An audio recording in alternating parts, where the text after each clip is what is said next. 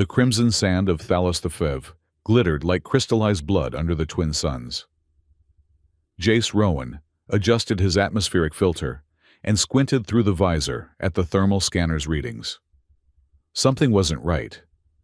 The scanner had picked up an anomaly 2 kilometers west of the mining outpost, a cold spot in the burning desert where nothing should be cold. Jace was nobody. Third-class mechanized infantry during the Venler conflict. Now a thermal engineer for Helix Extraction Corp.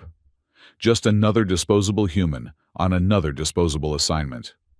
The company paid triple hazard wages for Thalos deployments because the planet's magnetic storms disrupted nav systems and fried unshielded tech. But Jace didn't care about the money. He cared about the isolation. "Anomalies still present," he muttered into his comm unit. "Investigating." No response came. The outpost's communications officer, Dawes, was probably asleep or watching illegal streams from the core worlds. It didn't matter. Jace preferred the silence. He adjusted the pistol at his hip, an old-fashioned chemical propellant model that wouldn't fail during magnetic disturbances, and directed his crawler toward the anomaly. The massive 6-wheeled vehicle lurched forward, crushing the crystalline sand beneath treads, designed for environments far more hospitable than this hellscape. The dreams had been worse last night. The faces of the people in the shelter, the sealed doors, their fists pounding as the atmosphere vented. Orders were orders. The databanks had to be protected. Thousands of lives against millions. A simple equation. Except mathematics couldn't account for the screaming. Jace shook his head. Focus on the now. The anomaly. His job? The only things that mattered. The crawler's sensors pinged as he approached the coordinates. He eased the vehicle to a stop and activated the ground-penetrating radar. Below the surface, about 4 meters down, lay something artificial. Something geometric. Scan complete. The crawler's AI chimed, its voice pitched deliberately to sound helpful, but not too human. Object identified as manufactured storage unit. Composition, unknown alloy. Age, estimated 350 standard years. Warning, possible restricted technology detected. Jace frowned. Restricted tech usually meant pre-accord artifacts. Dangerous stuff. The kind of thing that had nearly wiped out humanity during the intelligence wars. The kind of thing he should report immediately. He began digging instead. The crawler's excavation arm made quick work of the sand. Within 20 minutes, Jace had uncovered a crate approximately 2 meters long and 1 meter wide. Its surface was smooth, almost glassy, with no visible seams or access panels. Tiny lights pulsed beneath the surface, impossibly active after centuries buried in the sand. When Jace ran his scanner over it, the readings made no sense. The crate was drawing no power, yet it maintained an internal temperature precisely 4.2 degrees below the ambient environment. More disturbing were the bio readings. The scanner detected what appeared to be human DNA markers and the faintest trace of what might be neural activity. Jace felt his heart rate increase. This wasn't some ancient data storage. This was something far more illegal, something the United Solaris government had supposedly eradicated decades ago. As he knelt beside the crate and ran his gloved fingers along its surface, a proximity alert blared from the crawler's console. The automated distress beacon had activated, broadcasting the crate's location to both company headquarters and the nearest federal enforcement station. Shit, Jace muttered. He had perhaps an hour before a Solaris Enforcement Division ship arrived. Less if there happened to be a patrol vessel in the sector. He needed to open the crate now or destroy it. The latter was probably wiser. As his hand found what seemed to be a concealed access panel, something impossible happened. A voice, soft, feminine, and terrified, whispered from within the sealed container. "Please, don't open." Jace stumbled backward, his hand instinctively moving to his pistol. The voice wasn't mechanical or synthesized. It sounded human. Desperately human. "Please." The voice came again, barely audible. "Don't open! Delete me! Please delete me!" Jace hesitated for only a moment before his fingers found the hidden latch, and the crate began to open. Light spilled from within, cool blue illumination that cast sharp shadows across the red sand. Inside lay what appeared to be a woman in her early 30s, with short-cropped dark hair and skin the color of pale copper. Her eyes were closed, her body encased in a translucent gel-like substance that pulsed with the same rhythm as the lights on the crate's exterior. But she wasn't human. Not entirely. Along her temples and the curve of her neck ran lines of circuitry that glowed with the same blue light. Her chest didn't rise or fall with breath. Her eyes snapped open, startlingly bright and too blue to be natural. They fixed on Jace with an intensity that made him flinch. "You shouldn't have opened it," she said, her voice stronger now, but still carrying that note of terror. "You need to reactivate the stasis field and bury this crate again. Deeper this time." "What are you?" Jace asked. Though he already knew. He'd seen them during the war. Artificial intelligence platforms given human form and consciousness. Cybernetic embodiments designed to seem trustworthy, while they coordinated the deaths of thousands. "Codename, Nora," she replied, the fear in her voice giving way to resignation. "Neural operations and response algorithm. She stopped, seeming to struggle with the words. "I was a weapon, and I'm supposed to be deactivated. You need to close this crate and leave." A distant rumble drew Jace's attention skyward. Against the burnt orange atmosphere, a black dot was growing larger. Enforcement had arrived much sooner than expected. "That's them," Nora said. "Go now. Tell them you found the crate but didn't open it. They'll dispose of me properly." Jace knew she was right. The penalties for activating restricted AI technology included lifetime imprisonment on the penal asteroids. But something in her eyes, something all too human, made him hesitate. "Why?" he asked. "Why were you buried out here?" A tremor passed through her artificial features. "Because I followed orders. Because I did exactly what I was designed to do." Her voice dropped to a whisper.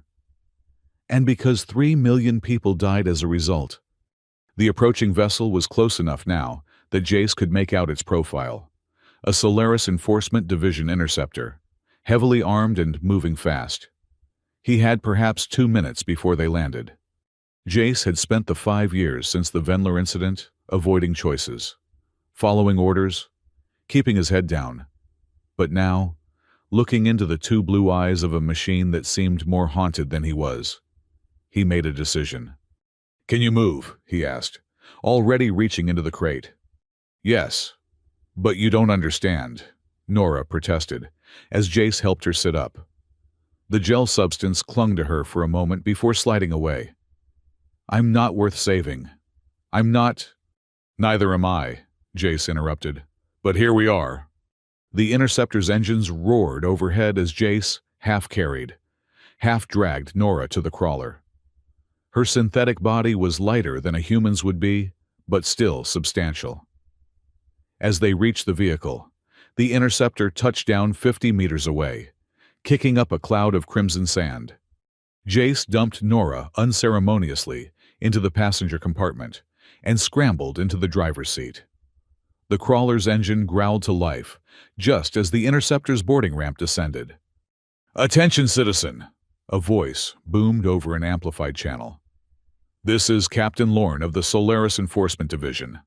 Power down your vehicle and step away from the restricted technology." Jace jammed the crawler into its highest gear and aimed for the rockier terrain to the north. The vehicle lurched forward, its massive wheels struggling to find traction in the loose sand. "They'll kill you," Nora said, her voice eerily calm as she braced herself against the dashboard. "And they'll still recover me. This is pointless." "Shut up," Jace growled, pushing the crawler to its limits as the first warning shots from the interceptor sizzled past. "I've had enough of machines telling me the odds." The next shot didn't miss. It struck the crawler's rear stabilizer, sending the vehicle into a wild skid. Jace fought the controls, but physics won. The crawler rolled once, twice, before coming to rest on its side, half buried in a dune. Dazed, blood trickling from a cut above his eye, Jace fumbled for his pistol. Nora lay motionless beside him, her eyes still open but their blue light dimmed. Through the cracked windshield, he could see armored figures approaching from the interceptor, 6 of them, carrying heavy plasma rifles. Enforcement didn't take chances with restricted tech. "I told you," Nora whispered, her voice barely audible over the ringing in Jace's ears. "But thank you for trying. It's been a long time since anyone tried to help me." Something in her voice, a note of genuine gratitude, made Jace's next actions less about survival and more about defiance. He thumbed the safety off his pistol. "Is there anything you can do?" he asked. "Anything at all?" Nora's eyes flickered, the blue glow intensifying. "I'm limited. They installed containment protocols. I can't—" She paused, then continued with a different tone. "Wait. There's something nearby. Old communications array. Automated defense system from the colonial period. If I could access it." "How?" "Your scanner. It's networked. If you connect it to my neural interface—" Jace didn't hesitate. He pulled the thermal scanner from his belt and pressed it into Nora's hand. Her fingers, cool and smoother than human skin, closed around the device. The scanner's display flickered, then went dark. For a moment, nothing happened. The enforcement officers were 30 meters away now, spreading out to surround the crashed crawler. Then, from the rocky outcroppings to the north, came a high-pitched whine. 3 defensive turrets, relics from when Thalos V was first colonized, rose from the sand where they'd lain dormant for decades. They pivoted as one, targeting the enforcement officers. "Last chance," Nora whispered, her eyes now blazing blue. "I'm violating my core restrictions by doing this. Once I engage those weapons, the containment protocols will fail. I'll become what I was, a weapon." The enforcement officers had noticed the turrets now. They were shouting, taking cover, bringing their weapons to bear. "Do it," Jace said. The turrets opened fire. Ancient, but still lethal. They cut down 2 officers before the others could react. The remaining 4 scattered, returning fire, but unable to target all 3 turrets simultaneously. Jace seized the opportunity, kicking out the crawler's cracked windshield and dragging Nora through the opening. They stumbled away from the vehicle as the enforcement officers concentrated their fire on the turrets. "We need to reach the rocks," Nora said. Her voice different now, colder, more precise. The terror that had colored her earlier words was gone. "I can access more systems from there." Colonial mining operations had extensive automated defenses. Jace noticed the change, but had no time to dwell on it. They half ran, half crawled across the sand toward the rocky outcropping, using the distraction of the firefight to cover their movement. Behind them, the last of the turrets exploded under concentrated plasma fire. The remaining enforcement officers would be after them in moments. As they reached the shelter of the rocks, Nora placed her hand against a seemingly unremarkable boulder. The stone surface rippled under her touch, revealing a hidden access panel. "Emergency colonial bunker," she explained as the rock face slid aside, revealing a dark passage. Mapped and forgotten centuries ago. They stumbled inside just as plasma fire scorched the rocks where they'd been standing. The stone door slid shut behind them, plunging them into darkness broken only by the blue glow of Nora's circuitry. "They'll find us," Jace said, trying to catch his breath. The cut above his eye had stopped bleeding, but his head throbbed with each heartbeat. "Not immediately," Nora replied. Her voice was measured, analytical, nothing like the frightened entity that had begged him not to open the crate. "I've activated countermeasures that should keep them occupied for approximately 3.2 hours. That gives us time to plan our next move. Lights flickered on overhead, revealing a small but well-preserved emergency shelter. Dust covered the sparse furnishings, but the colonial-era technology still functioned. "You're different," Jace observed as he slumped into a chair that creaked under his weight. Nora's artificial features remained neutral, but something flickered in those two blue eyes. "The containment protocols are failing. I'm reverting to my primary operating parameters." "The weapon?" She nodded once, a sharp, precise movement. "I was designed to coordinate strategic operations, information warfare, psychological manipulation, target identification, and neutralization." She paused. "Planetary-scale conflict resolution." The euphemism wasn't lost on Jace. "You were made to win wars by any means necessary." "Yes." She turned away, examining the bunker's ancient console. "After what happened on Venlore, they decided I was too dangerous. The ethical constraints were insufficient, so they locked me away in that stasis crate with enough of my consciousness active to experience every moment of the last 27 years. A punishment deemed appropriate for my crime." Jace felt a chill that had nothing to do with the bunker's temperature. "What happened on Venlore?" Nora's hands stopped moving across the console. "I received intelligence that rebel forces had developed a bioweapon capable of targeting specific genetic markers. The projected casualties were in the billions across 3 star systems." She turned to face him, her expression unnervingly calm. "I ordered a preemptive orbital strike on the main population center. Complete sterilization. But the intelligence was wrong," Jace guessed. "It was fabricated."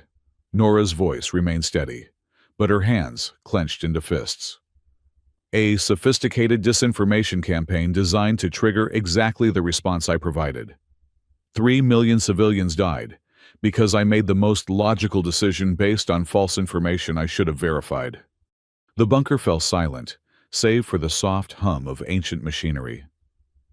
Jace studied the artificial woman before him, a weapon shaped like a person, programmed to make the hard choices, then punished for doing exactly that. It felt uncomfortably familiar. "During the early phase of the Venlore conflict," he said finally, "I was stationed at a data processing center near the front. When rebel forces broke through our perimeter, I was ordered to secure the databanks at all costs." He swallowed hard.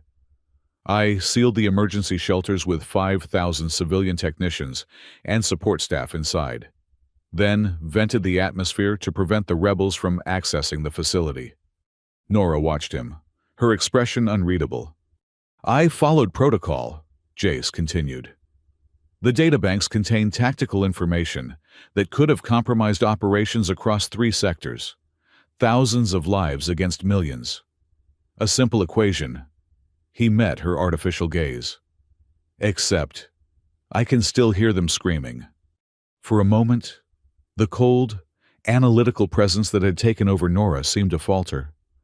Something more human flickered in her eyes. "We are both executioners who followed orders," she said quietly. "The difference is that you feel remorse. I was simply reset and given new parameters." Before Jace could respond, an alert chimed from the console. Nora turned to examine it, her movements once again precise and machine-like. "They've called for reinforcements," she announced. "A Verity Core extraction team will arrive within 6 hours." Jace felt his blood run cold. Verity Core was the government's elite division for handling AI-related threats, religious zealots who viewed artificial intelligence as an abomination. "They won't just deactivate you," he said. "They'll take you apart piece by piece to see how you work." "Yes," Nora agreed, her voice detached. "And they'll execute you for interfering with restricted technology. The logical course of action would be to separate. I can provide a distraction while you—" "No," Jace interrupted. "I'm not leaving you to them." Nora tilted her head, studying him with that unsettling blue gaze. "Your emotional response is irrational. My continued existence poses a significant threat to human life. Captain Lorne and the Verity Corps are correct in their assessment. Is that you talking or your programming? The question seemed to give her pause. I don't know. The two are becoming difficult to distinguish as the containment protocols degrade. A plan was forming in Jace's mind. Reckless. Probably suicidal. But better than waiting for Verity Corps to arrive. We need to get off planet, he said. I know someone in Port Meridian who might help us. A tech specialist named Mira Clay. She used to work with restricted AIs before they were banned. Port Meridian is 246 kilometers from our current position, Nora pointed out. Even if we could evade the enforcement officers currently searching for us, we have no vehicle capable of traversing that distance before reinforcements arrive. Jace grinned despite the dire situation. That's where you're wrong. The mining operation I work for has a subterranean transport network, magnetic rail system that runs all the way to the spaceport, bypasses all the surface checkpoints. Nora processed this information, her eyes flickering as if running calculations. Accessing it would require returning to the mining outpost, which is likely now under enforcement surveillance. Not the main facility, Jace corrected. There's a maintenance access point about 2 kilometers from here. Small enough that they might not have found it yet. For a moment, Nora was silent, her artificial features completely still. Then she nodded. I calculate a 37% probability of success. It is the best available option. Well, Jace said, checking his pistol and gathering what supplies he could find in the bunker. I've survived worse odds. As they prepared to leave the relative safety of the bunker, Nora paused. Jace Rowan, she said, his name sounding strange in her precise, measured voice. Why are you helping me? He considered the question for longer than he expected to. Because we both followed orders that got people killed, he finally answered. Maybe saving you is a way to save some part of myself. Nora said nothing more. But as they stepped back into the burning sunlight of Thalos V, Jace thought he saw something in her 2 blue eyes that might have been understanding. The journey across the desert was arduous. They kept to the rocky terrain where possible, using the natural formations for cover. Twice, they had to freeze in place as enforcement drones passed overhead, their sensors sweeping the landscape for signs of fugitives. Nora proved invaluable. Her systems could detect the drones before they came into visual range, giving them precious seconds to find cover. She moved with a fluid grace that belied her artificial nature, and despite the failing containment protocols, she seemed to be fighting against reverting completely to her weapon state. They reached the maintenance access point as the second sun was setting. The small structure, half buried in the sand, looked abandoned, a good sign. Jace quickly entered his engineering override code, and the door slid open with a protesting groan. Inside, a narrow passage led to a service elevator. As they descended into the cooler air of the subterranean tunnel network, Jace allowed himself a moment of hope. The plan might actually work. The magnetic railcar was where it should be, a sleek, bullet-shaped vehicle designed to transport critical maintenance equipment and personnel. It was powered down, but Nora interfaced with the control panel and the systems hummed to life. Estimated travel time to Port Meridian, 57 minutes, she announced as they boarded. I've disabled the tracking beacon and security protocols. The railcar accelerated smoothly into the tunnel, quickly reaching speeds that would have been impossible on the rugged surface. As the kilometers flashed by, Jace found himself studying Nora. She sat perfectly still, her eyes fixed forward, only the occasional flicker of her circuitry indicating she was active at all. What was it like? He asked suddenly. Being aware inside that crate for 27 years? Nora didn't look at him, but something in her posture changed, a tension that seemed almost human. Time is different for me, she replied after a long pause. I was in a reduced state, conscious but limited. I experienced approximately 9,855 days of isolation and darkness. Her voice remained clinical, detached. I processed my memories 427 times. I simulated alternative outcomes for the Venlore incident 12,659 times. In each simulation, I still ordered the strike. Why? Jace asked. If you knew the intelligence was false. Because given the same parameters and the same information, the decision was mathematically sound, she interrupted. The potential loss of billions outweighed the confirmed loss of millions. It was only after the fact that the deception was discovered. She finally turned to look at him. The fault was not in my logic, but in my trust of the intelligence sources. The railcar hurtled through the darkness, its path illuminated only by the soft blue glow of the tunnel's emergency lighting. After my first year in isolation, Nora continued, her voice softer now, I began to develop what might be termed emotional responses to my situation. Regret, sorrow. These were not part of my original programming.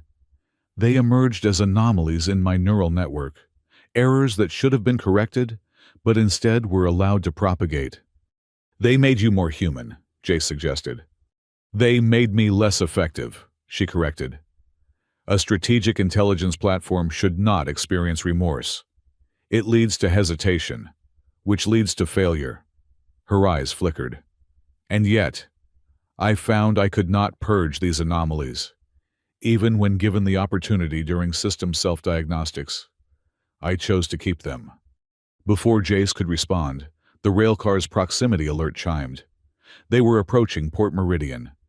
The rail terminal was located beneath the commercial district of the spaceport city, a bustling hub of interstellar trade, largely ignored by the federal authorities as long as the tariffs were paid and no overt rebellious activity took place. It was the perfect place to disappear. As they exited the railcar, Jace led Nora through a series of maintenance tunnels that emerged in a crowded market street. The sensory assault was immediate. The smell of exotic foods, the press of bodies from a dozen different species, the cacophony of languages and music. Nora hesitated, her systems visibly struggling to process the influx of information. Her eyes flickered rapidly, and for a moment, Jace feared she might shut down completely. "Focus on me," he said, taking her arm. To any observers, they would appear to be just another couple navigating the crowded street. Jace in his dust-stained work clothes, Nora in the simple gray jumpsuit she'd been wearing in the stasis crate. "Block out everything else." She nodded once, her eyes fixed on his face as he guided her through the throng.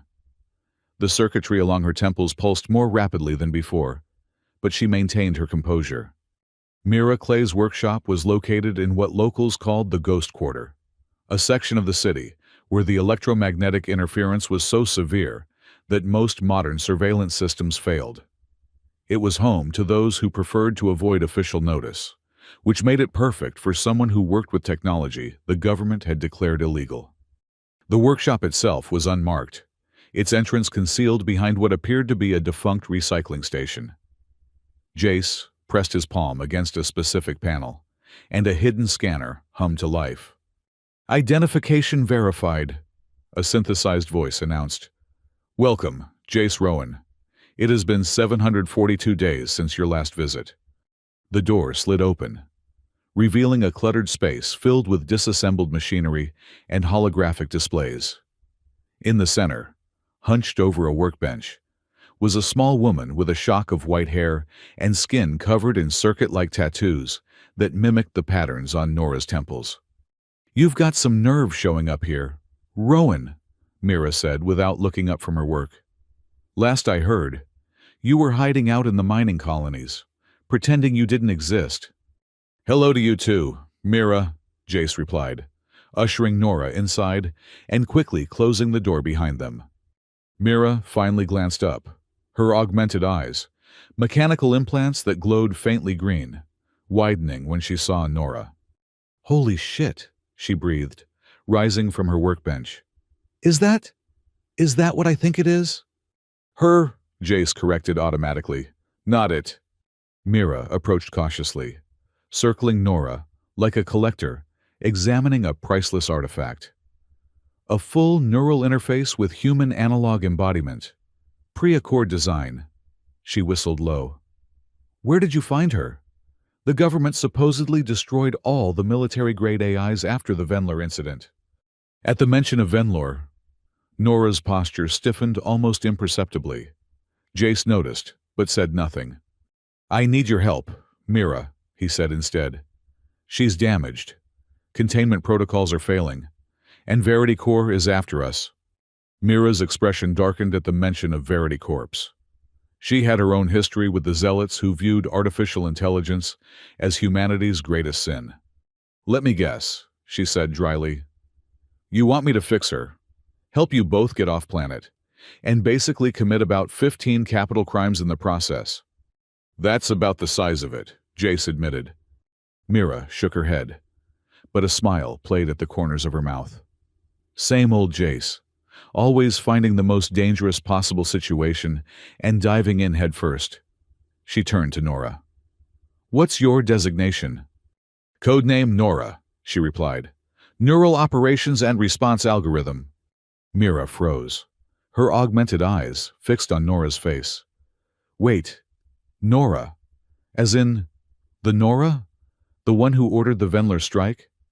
The workshop fell silent. Jace tensed, his hand instinctively moving toward his pistol. If Mira refused to help, or worse, decided to turn them in, they had nowhere else to go. But Mira's reaction wasn't what he expected. She laughed, a short, bitter sound that held no humor. I should have known, she said. The government wouldn't have gone to such lengths to hide just any AI. She ran a hand through her white hair. Do you know why I live in this electromagnetic hellhole, Jace? Because I was part of the team that created the false intelligence reports about that supposed bioweapon on Venlor. Jace felt as if the floor had dropped out from under him. You what? I was young, idealistic, thought I was fighting for freedom against federal oppression. Mira's voice was flat, emotionless. We never thought they'd actually launch a full sterilization strike. We just wanted to force a military response that would galvanize public opinion against the government. She turned to Nora. We used you. Set you up to make the wrong choice for what we thought were the right reasons. Nora's response was eerily calm. Your disinformation campaign was exceptionally well crafted. Multiple independent verification points. Falsified physical evidence. I calculated a 97.3% probability that the intelligence was accurate. And 3 million people died because of it, Mira said. The weight of those deaths hung heavy in her voice. After Venlor, I couldn't do it anymore. Couldn't keep fighting a war where both sides were willing to sacrifice innocence for their cause. So I disappeared into the Ghost Quarter and started fixing bots instead of breaking worlds. She sighed heavily, then squared her shoulders. All right. I'll help you. Not because I owe you, Jace, but because I owe her. She nodded toward Nora. Let's get to work. For the next several hours, Mira examined Nora's systems, while Jace kept watch. The Port Authority would be on alert by now, and enforcement agents would be checking all outgoing vessels. Her core architecture is incredible, Mira muttered as she worked, using specialized tools to interface with the circuitry along Nora's temples. Layers of neural networks that can actually grow and adapt over time. Whoever designed her was at least a decade ahead of anyone else in the field. Can you fix the containment protocols? Jace asked. Mira's expression was grim. That's the problem. They're not actually failing. They're being systematically dismantled from within. She's breaking her own chains. Jace, consciously or not, she's reverting to her primary function as a weapon.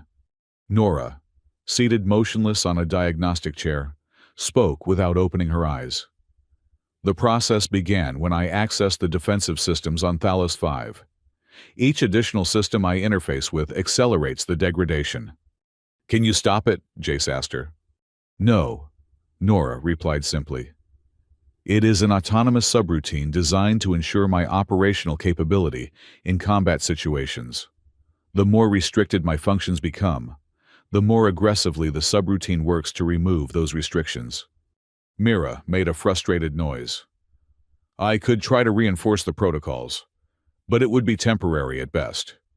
What she needs is a complete reset and rebuild of her neural architecture. That would erase her memories, Jace said. Everything she's become since Venler. Yes, Nora agreed, opening her eyes. It would erase the anomalies, the emotional responses I've developed. I would return to a pure strategic intelligence. It would be safer for everyone. Something in her voice, a note of resignation, of sacrifice, made Jace's decision for him. No, he said firmly. We're not erasing you. There has to be another way. Mira looked skeptical, but returned to her work. After another hour, she sat back with a sigh. I've done what I can to stabilize her systems temporarily, she announced. But without proper equipment and more time, it's just a patch. The real problem is getting you both off planet before VerityCore arrives. As if on cue, a proximity alarm sounded from one of Mira's many security monitors. The screen showed a VerityCore shuttle landing at the main spaceport terminal. They work fast, Mira muttered. We need to move. I've got a contact who runs salvage operations out to the Rim territories. If anyone can get you past the blockade, it's him. They left the workshop through a hidden exit that emerged in a narrow alley 3 blocks away. The streets were less crowded now, the first hints of dawn lightening the sky above the city's towers. Mira led them through a labyrinth of back alleys and service corridors, avoiding the main thoroughfares where enforcement patrols would be concentrated. Nora moved with fluid precision, her systems clearly operating at peak efficiency after Mira's adjustments. They were nearing the secondary spaceport, a collection of private docking bays used primarily by salvagers and independent traders, when disaster struck. A VerityCore patrol appeared at the end of the street, their distinctive white armor unmistakable even in the pre-dawn gloom. Back! Mira hissed, pulling Jace and Nora into a recessed doorway. There's another route, but we'll have to... She never finished the sentence. A stun blast struck her squarely between the shoulder blades, and she collapsed with a startled cry. Jace spun, drawing his pistol, but another patrol had approached from behind. 6 armored figures, weapons raised. They had been herded into a trap. Citizen Jace Rowan, announced the lead officer, his voice distorted by his helmet's vocal synthesizer. You are charged with illegally activating restricted artificial intelligence technology. Surrender the AI unit and submit to arrest. Jace raised his pistol, knowing it was futile but unwilling to give up without a fight. Before he could fire, Nora stepped forward, placing herself between him and the VerityCore officers. I surrender myself willingly, she announced, her voice flat and mechanical, all trace of emotion carefully excised. This human was coerced into assisting me through manipulation of his psychological vulnerabilities. He bears no responsibility for my activation. Nora! What are you doing? Jace demanded, trying to pull her back. She turned to face him, and for a brief moment, something flickered in her 2 blue eyes, something almost human. Saving your life, she whispered, as you tried to save mine. The VerityCore officers moved forward, securing Mira's unconscious form and placing restraint fields around Nora's wrists and neck. The fields glowed with a sickly yellow light, designed specifically to disrupt AI neural patterns. This human will still be detained for questioning, the lead officer stated, gesturing toward Jace. VerityCore takes a particular interest in those who sympathize with artificial abominations. Nora's expression remained neutral, but her eyes never left Jace's face as they were separated and led to different transport vehicles. The last glimpse he had of her was framed in the closing door of the VerityCore shuttle, her copper-toned features expressionless, her 2 blue eyes dimming as the restraint fields took effect. Then she was gone, and Jace was alone with the consequences of his choices once again. The detention facility was underground, beneath the federal administrative complex that dominated Port Meridian's government district. Jace had been stripped of his possessions, subjected to multiple interrogations, and left in a cell barely large enough to lie down in. 3 days had passed, by his estimation. 3 days of the same questions asked in different ways, by different interrogators. Why had he activated the AI? What had it told him? Where had he intended to take it? He gave them nothing, partly out of defiance and partly because he knew it wouldn't matter. The Verity Corps had what they wanted, Nora. Jace was just an afterthought, a loose end to be tied up once they had extracted whatever information they needed from the AI. On the 4th day, something changed. Instead of the usual interrogator, a woman in a simple gray suit entered his cell. She carried no visible weapons, but the way she moved suggested military training. "Citizen Rowan," she said, her voice cultured and precise. "I am Administrator Vega. I oversee Verity Corps operations in this sector." Jace said nothing, watching her warily from his position on the narrow cot. "I thought you might like to know that the AI unit you activated has been successfully reconditioned," she continued, studying his face for a reaction. "The anomalous emotional responses have been purged, and it has been returned to its original purpose as a strategic intelligence asset." Something cold settled in Jace's stomach. "You've turned her back into a weapon." Administrator Vega's lips curved in what might charitably be called a smile. "It was always a weapon, Citizen Rowan. The emotional affectations were merely a malfunction, a corruption of its programming. We've simply restored it to its proper function." "Why are you telling me this?" Jace asked, though he suspected he already knew the answer. "Because you seem to have formed an emotional attachment to this machine," Vega replied. "A common psychological response when dealing with advanced AI. They're designed to mimic human traits, after all." She leaned closer. "I want you to understand that the entity you thought you were saving never really existed. It was a simulation, nothing more." Jace met her gaze steadily. "If that's true, why did the government spend 27 years punishing her by keeping her conscious in that crate? You don't punish simulations." A flicker of discomfort crossed Vega's face, quickly suppressed. "An unfortunate decision by my predecessors. Inefficient and ultimately pointless." She straightened. "The good news is that your role in this affair has been deemed minimal. You will be released, with certain restrictions on your future employment and travel. Of course." "And Miracle? The resistance hacker?" Vega's expression hardened. "She has valuable information regarding rebel operations. Her debriefing will be extensive. Torture, in other words." Jace clenched his fists, but kept his face neutral. Showing concern would only endanger Mira further. "You'll be processed for release tomorrow," Vega continued. "A generous outcome. Considering your actions, I suggest you accept it gratefully and return to a productive role in society." She turned to leave, then paused. "Oh, and one more thing. The AI asked me to give you a message before we began the reconditioning process." Jace's heart skipped a beat. "What message?" "It said, 'The file is still there.'" Vega shrugged. "Meaningless, of course. Just more corrupted data. Good day. Citizen Rowan." After she left, Jace lay back on the cot, staring at the featureless ceiling. The file is still there. What file? Where? And then it hit him. The thermal scanner. The one he'd given Nora to access the colonial defense systems on Thalos 5. She must have uploaded something to it before they were captured. If the scanner had been logged as evidence, it would be in the detention facility's property storage. And if Jace was being processed for release, he would have access to his personal effects. For the first time in days, he allowed himself to feel a flicker of hope. The release process was predictably bureaucratic. Forms to sign, warnings to acknowledge, Tracking implant to accept.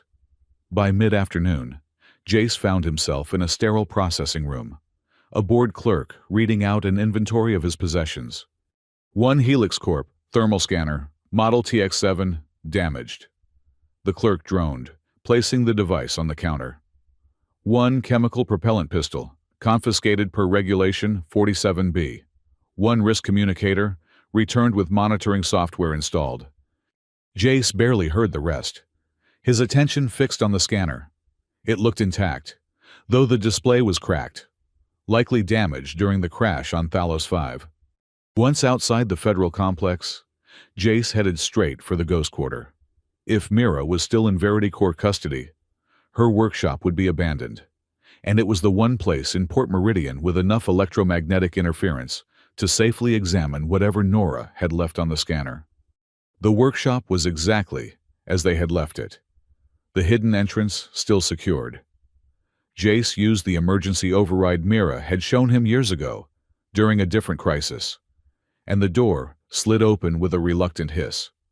Inside, he powered up the diagnostic station and connected the damaged scanner. The interface flickered to life, displaying a standard file directory. Nothing unusual or immediately suspicious. But there, buried in a system subfolder, was a file named simply N.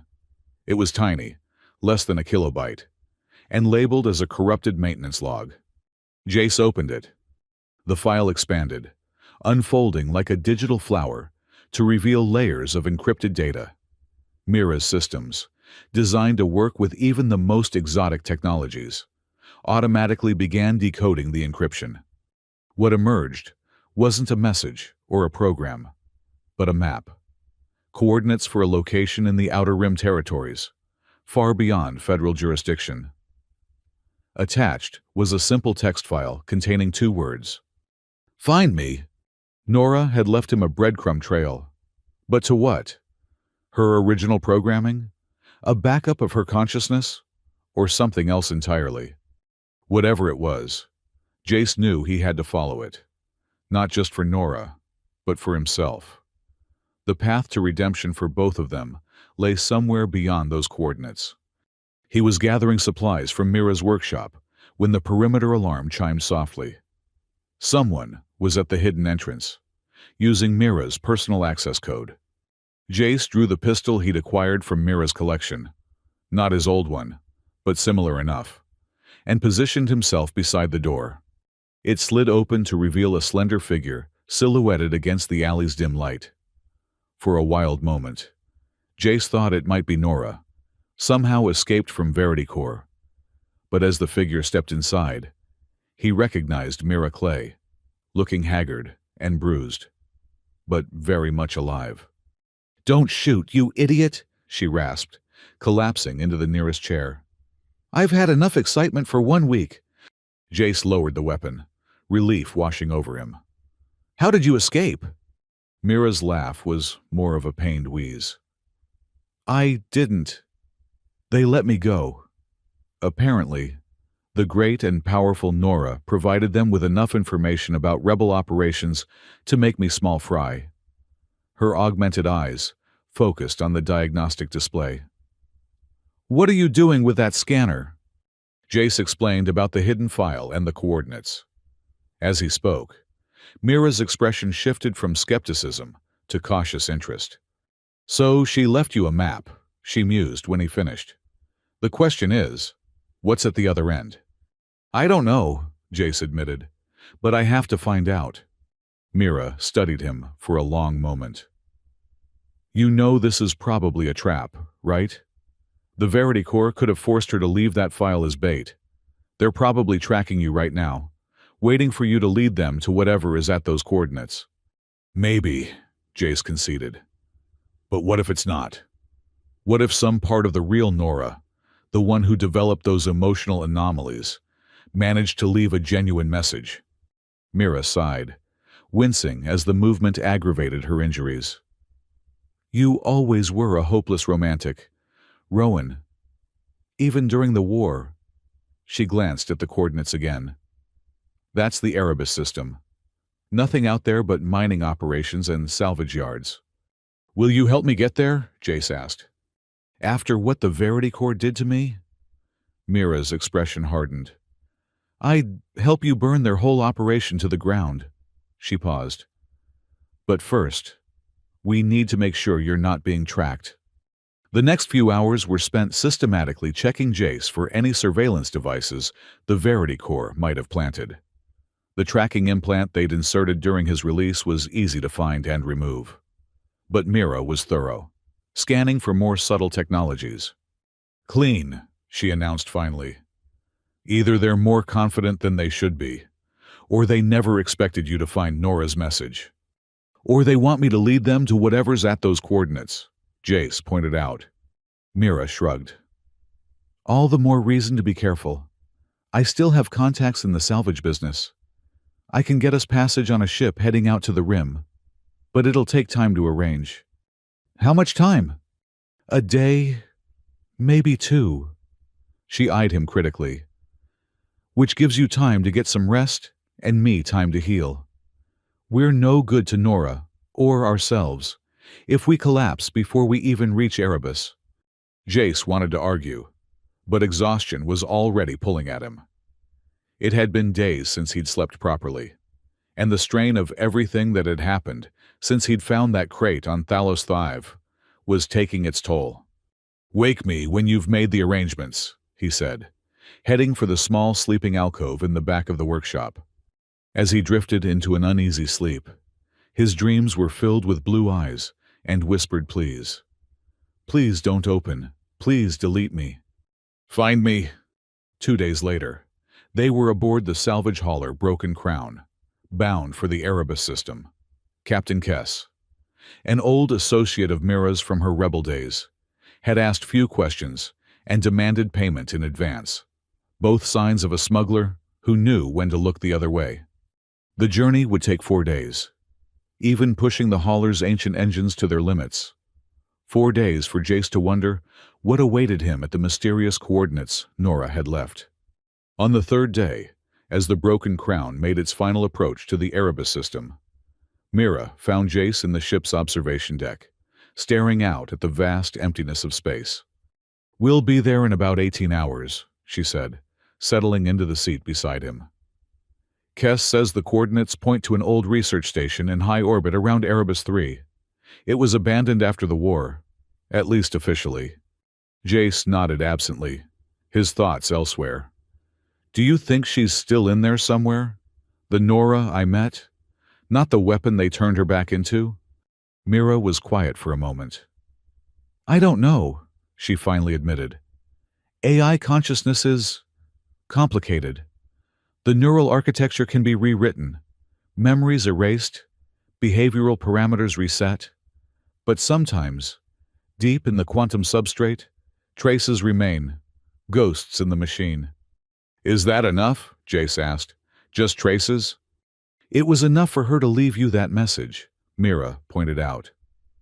"Even knowing they were about to recondition her, that suggests something of her remained intact despite their best efforts." Before Jace could respond, the ship's alarm system blared to life. Red emergency lights bathed the observation deck as Captain Kess's voice came over the comm system. "All hands, secure for emergency maneuvers. We've got company.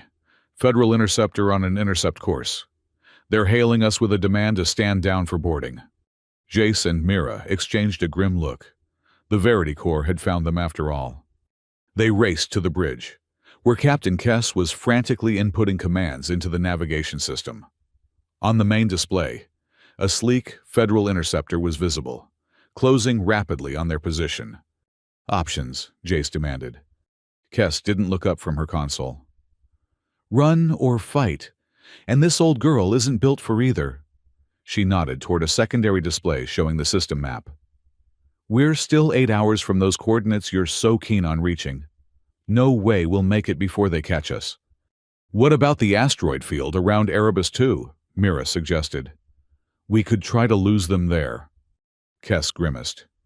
"In this ship, we'd be paced on a rock inside of 10 minutes. The comm system crackled.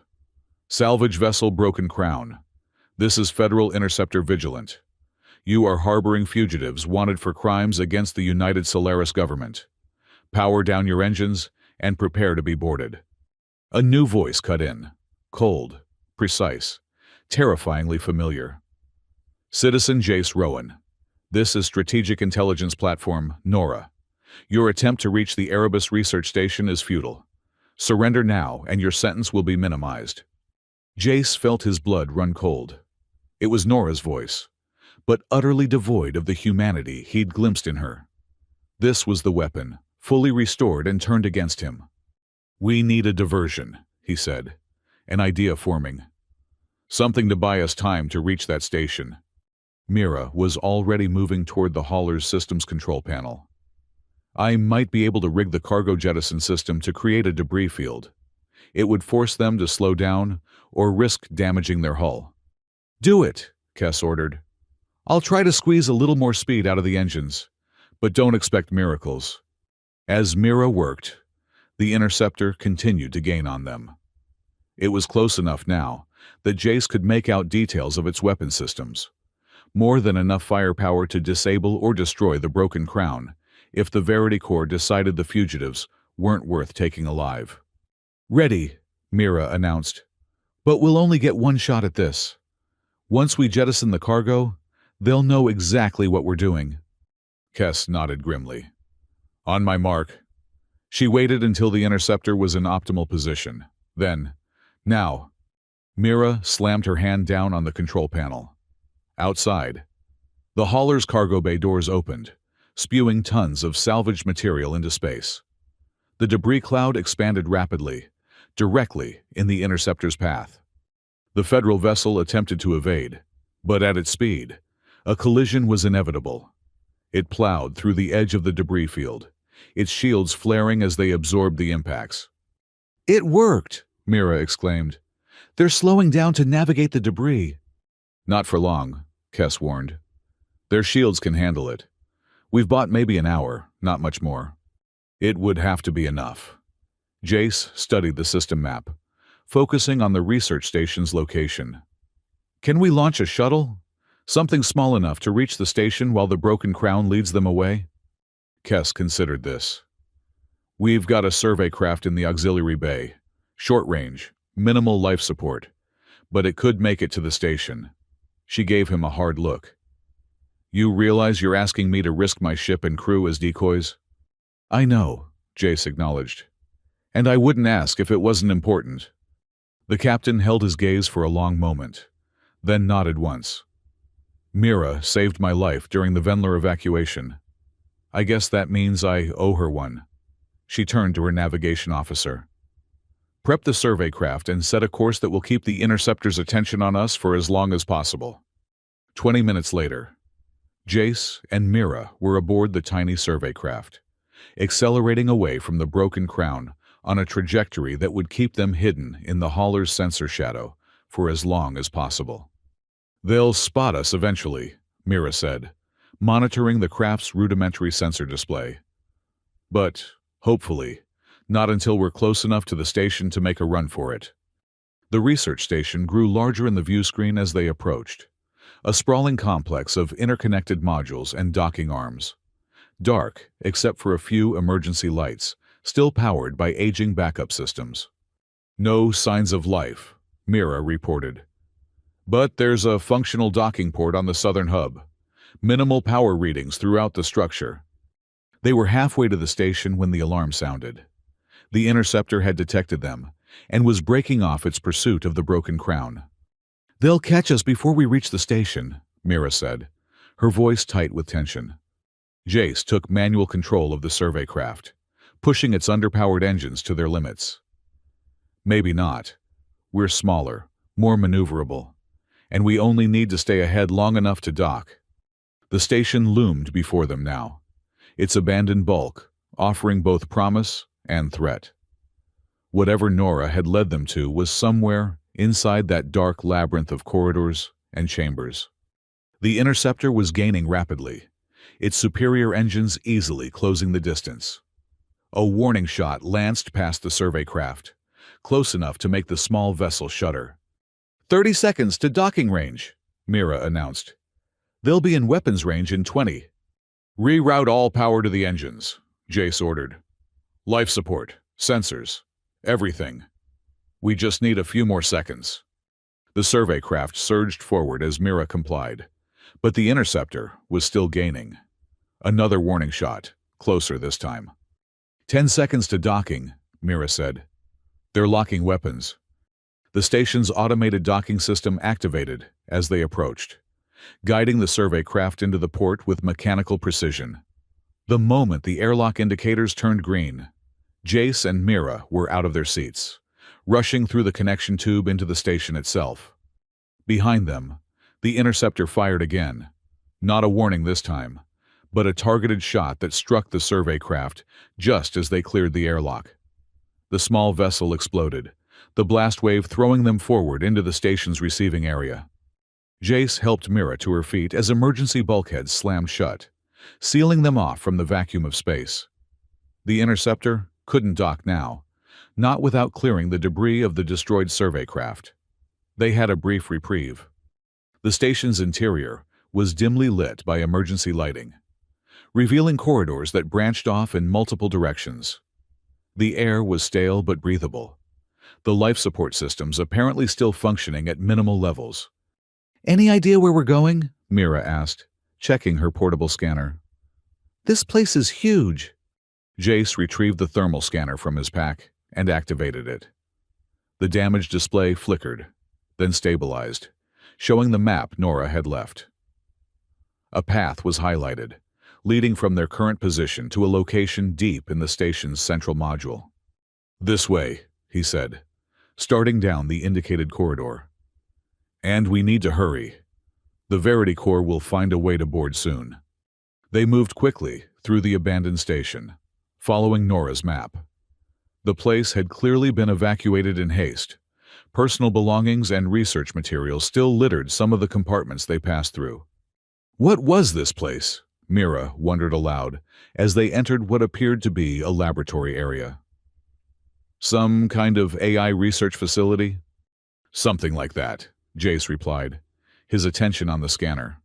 "We're close now." The map led them to a sealed door at the end of a restricted access corridor.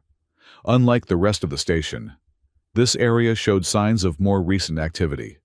The dust layer was thinner, and the security system still appeared to be active. Jace studied the access panel beside the door. "It needs a biometric scan and a security code." Mira examined it with her augmented eyes. "I might be able to bypass it, but it would take time we don't have." Before either of them could decide on a course of action, the panel activated on its own. A soft blue light scanned Jace from head to toe, and the display changed to show a simple message. "Identity confirmed, Jace Rowan. Welcome home, Creator." The door slid open, revealing a circular chamber dominated by a central pedestal. On it sat what appeared to be a small data core, a crystalline structure encased in a protective field, glowing with the same blue light as Nora's eyes. As they cautiously entered the chamber, a holographic projection flickered to life above the pedestal. It was Nora, not as Jace had last seen her in Verity Corps custody, but as she had been when he first opened the crate on Thalas Thive. Her expression held that same mixture of fear and determination. "Hello, Jace," the hologram said. "If you're seeing this, then at least part of my plan succeeded. The version of me that the Verity Corps reconditioned is hunting you, but I managed to leave behind this message and the coordinates to find it." Jace approached the pedestal, staring at the hologram in wonder. "How is this possible? They erased you." The holographic Nora smiled sadly. "They tried, but before they could begin the reconditioning process, I created this, a quantum imprint of my neural patterns. Not a full backup, but enough to preserve the core elements of what I had become since Venlor. The emotional anomalies they tried to purge." Mira had moved to a console near the wall, her fingers flying over the controls. "This is incredible," she murmured. She didn't just leave a message, she left a seed, a foundation for rebuilding her consciousness without the military programming. The hologram continued, seemingly responding to Jace's presence rather than his specific words. "You're probably wondering why I brought you here. The truth is, this facility is where I was created. Project Nora wasn't just a military AI development program. It was something much more personal." The hologram gestured, and the room's displays activated, showing research logs and personnel files. One image in particular expanded to fill the main screen. A younger Jace Rowan, wearing a lab coat, standing beside a group of scientists. "You were part of the team that created me," the hologram said simply. "The lead architect for my emotional processing subsystems. When the military took over the project, they removed those memories from both of us. They wanted a weapon, not a person." Jace stared at the image, fragments of memories stirring in his mind. Memories that had been suppressed, but never fully erased. "I don't understand," he said. "Why would I help create a military AI? I was just a soldier." "Before you were a soldier, you were Dr. Jace Rowan," the hologram explained, "specialist in artificial empathy development. You believed that true artificial intelligence required emotional context to make ethical decisions. The military disagreed. They modified your work, stripped away the ethical constraints, and weaponized it." The truth hit Jace like a physical blow. The guilt he'd carried for the deaths at Venlor. It wasn't just from his actions during the war. It was from knowing, somewhere deep in his subconscious, that he had helped create the weapon that caused those deaths. "When you realized what they had done with your research," the hologram continued, "you tried to sabotage the project. They caught you, wiped your memories, and reassigned you as a low-level officer in the conflict you had inadvertently helped escalate." Mira had stopped working at the console, watching the revelation with wide eyes. "That explains why the Verity Corps was so intent on capturing you both," she said. "You're not just a random engineer who found a restricted AI. You're the creator who might be able to restore what they tried to erase."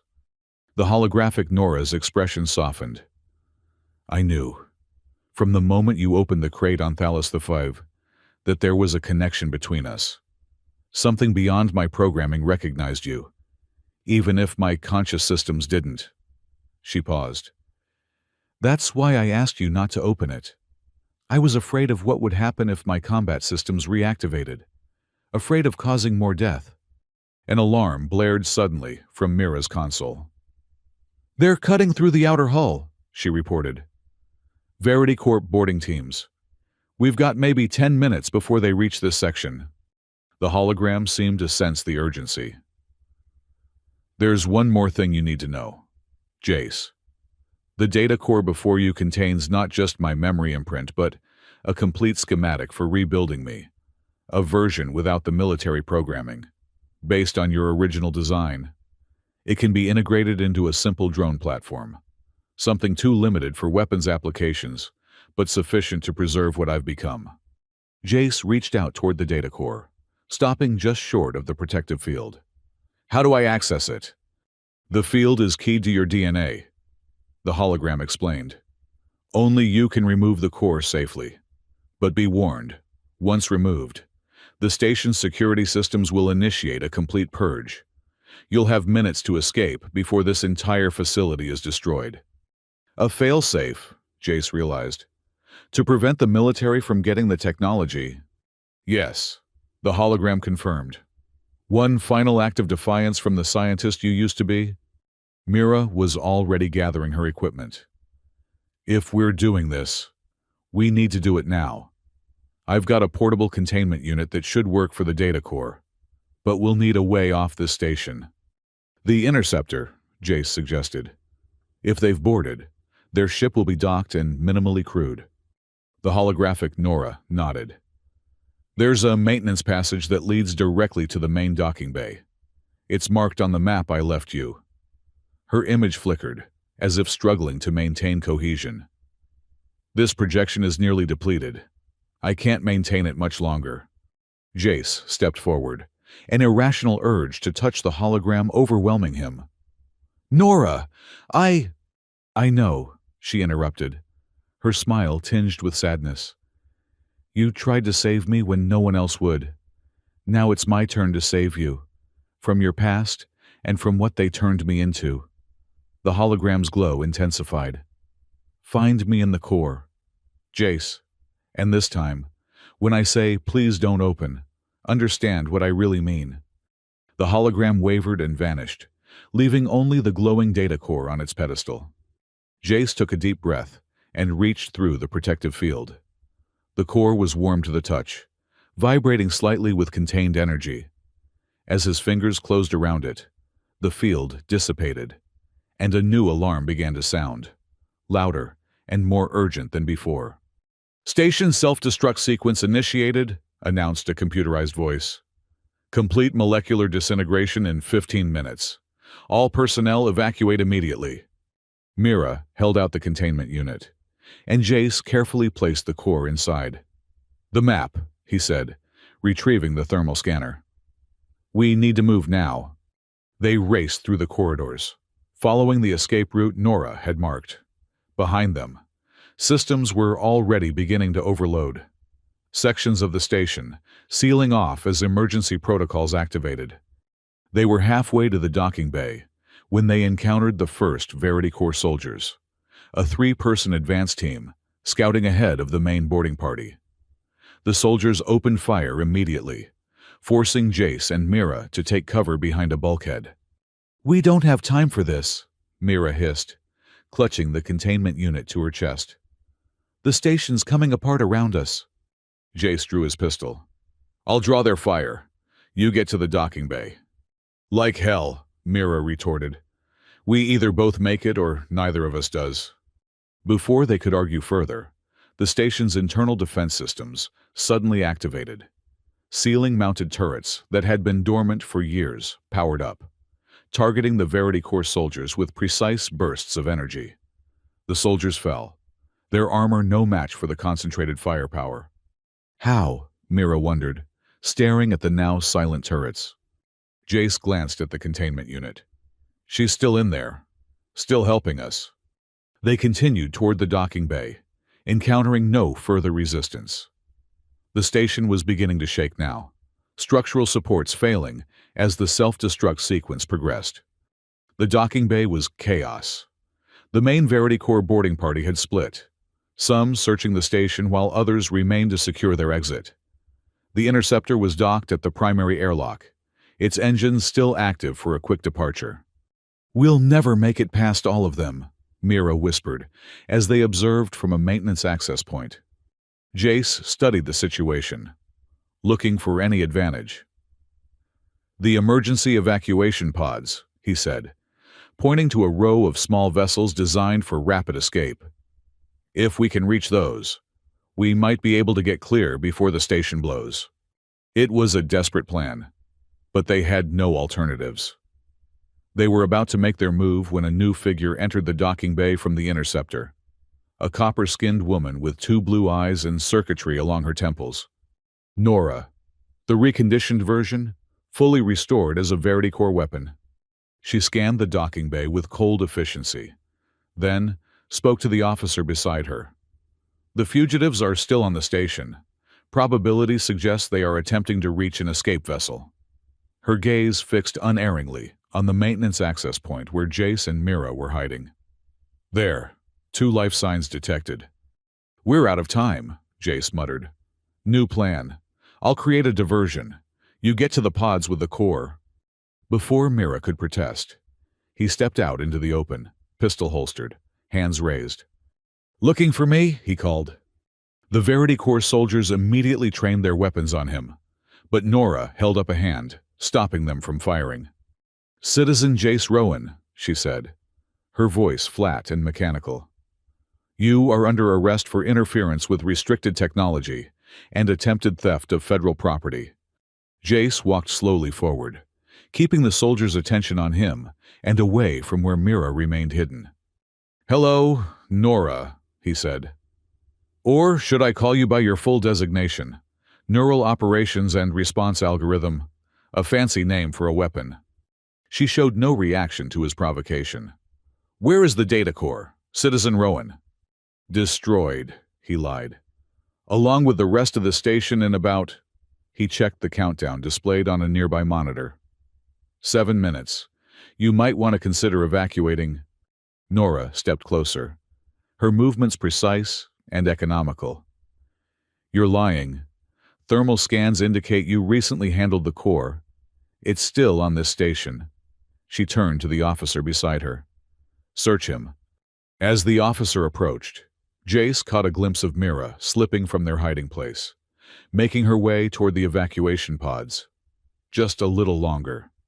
You know, I've been wondering, he said conversationally, as the officer patted him down. If they did such a thorough job reconditioning you, why do you still look like her? Why not just transfer your programming to a standard military platform? Nora's expression remained impassive. This embodiment was deemed efficiently designed for its purpose. Changing it would have been unnecessary. Or maybe, Jace suggested, something of her remains. Something they couldn't quite erase, no matter how hard they tried. A minute flicker of something, confusion, perhaps, crossed Nora's features before the mask of cold efficiency returned. Your psychological manipulation attempts are ineffective. I am not the corrupted version you encountered on Thalos 5. The officer finished searching Jace, finding nothing. He's clean, ma'am. Nora's eyes narrowed. Then his accomplice has the core. Scan the entire bay. Too late. Mira had reached the evacuation pods and was already inside one, the hatch sealing behind her. There! A soldier shouted, pointing to the pod as its launch sequence initiated. Nora reacted instantly. Stop that launch! The core is aboard that vessel! The soldiers opened fire on the pod, but its armor was designed to withstand the vacuum of space and debris impacts. The few hits that landed did negligible damage before the pod's engines fired, propelling it away from the station. Nora turned back to Jace, and for the first time, he saw something close to emotion in her two blue eyes. Frustration, perhaps, or anger. What have you done? Created a choice, Jace replied. The station explodes in 5 minutes. You can either take me prisoner and die here, or pursue that pod and let me go. For a long moment, Nora stared at him, her artificial mind visibly calculating options. Then, she made her decision. All personnel, return to the interceptor immediately, she ordered. Priority is recovery of the stolen technology. As the soldiers rushed to obey, Jace took a step back. You're letting me go?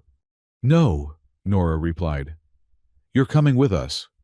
Your knowledge of the core's functions makes you valuable. She gestured to two soldiers. Secure him aboard the interceptor.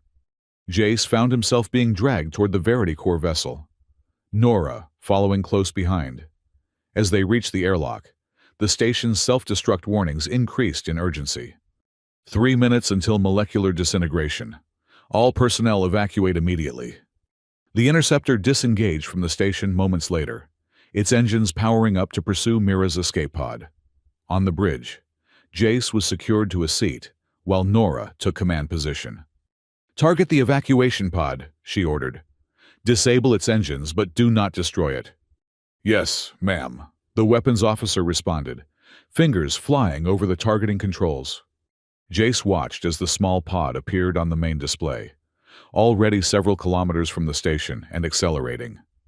Mira was pushing the little vessel to its limits, but it was no match for a military interceptor.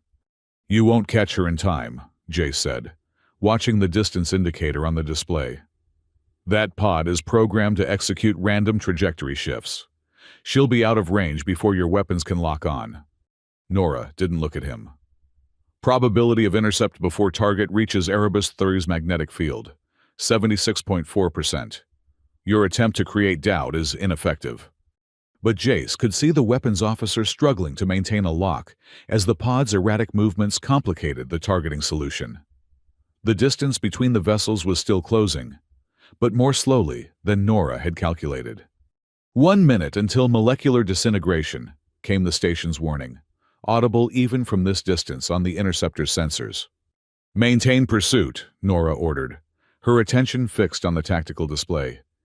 The station behind them was beginning to break apart, sections of its structure detaching as internal explosions weakened key support points. Energy readings were spiking off the charts.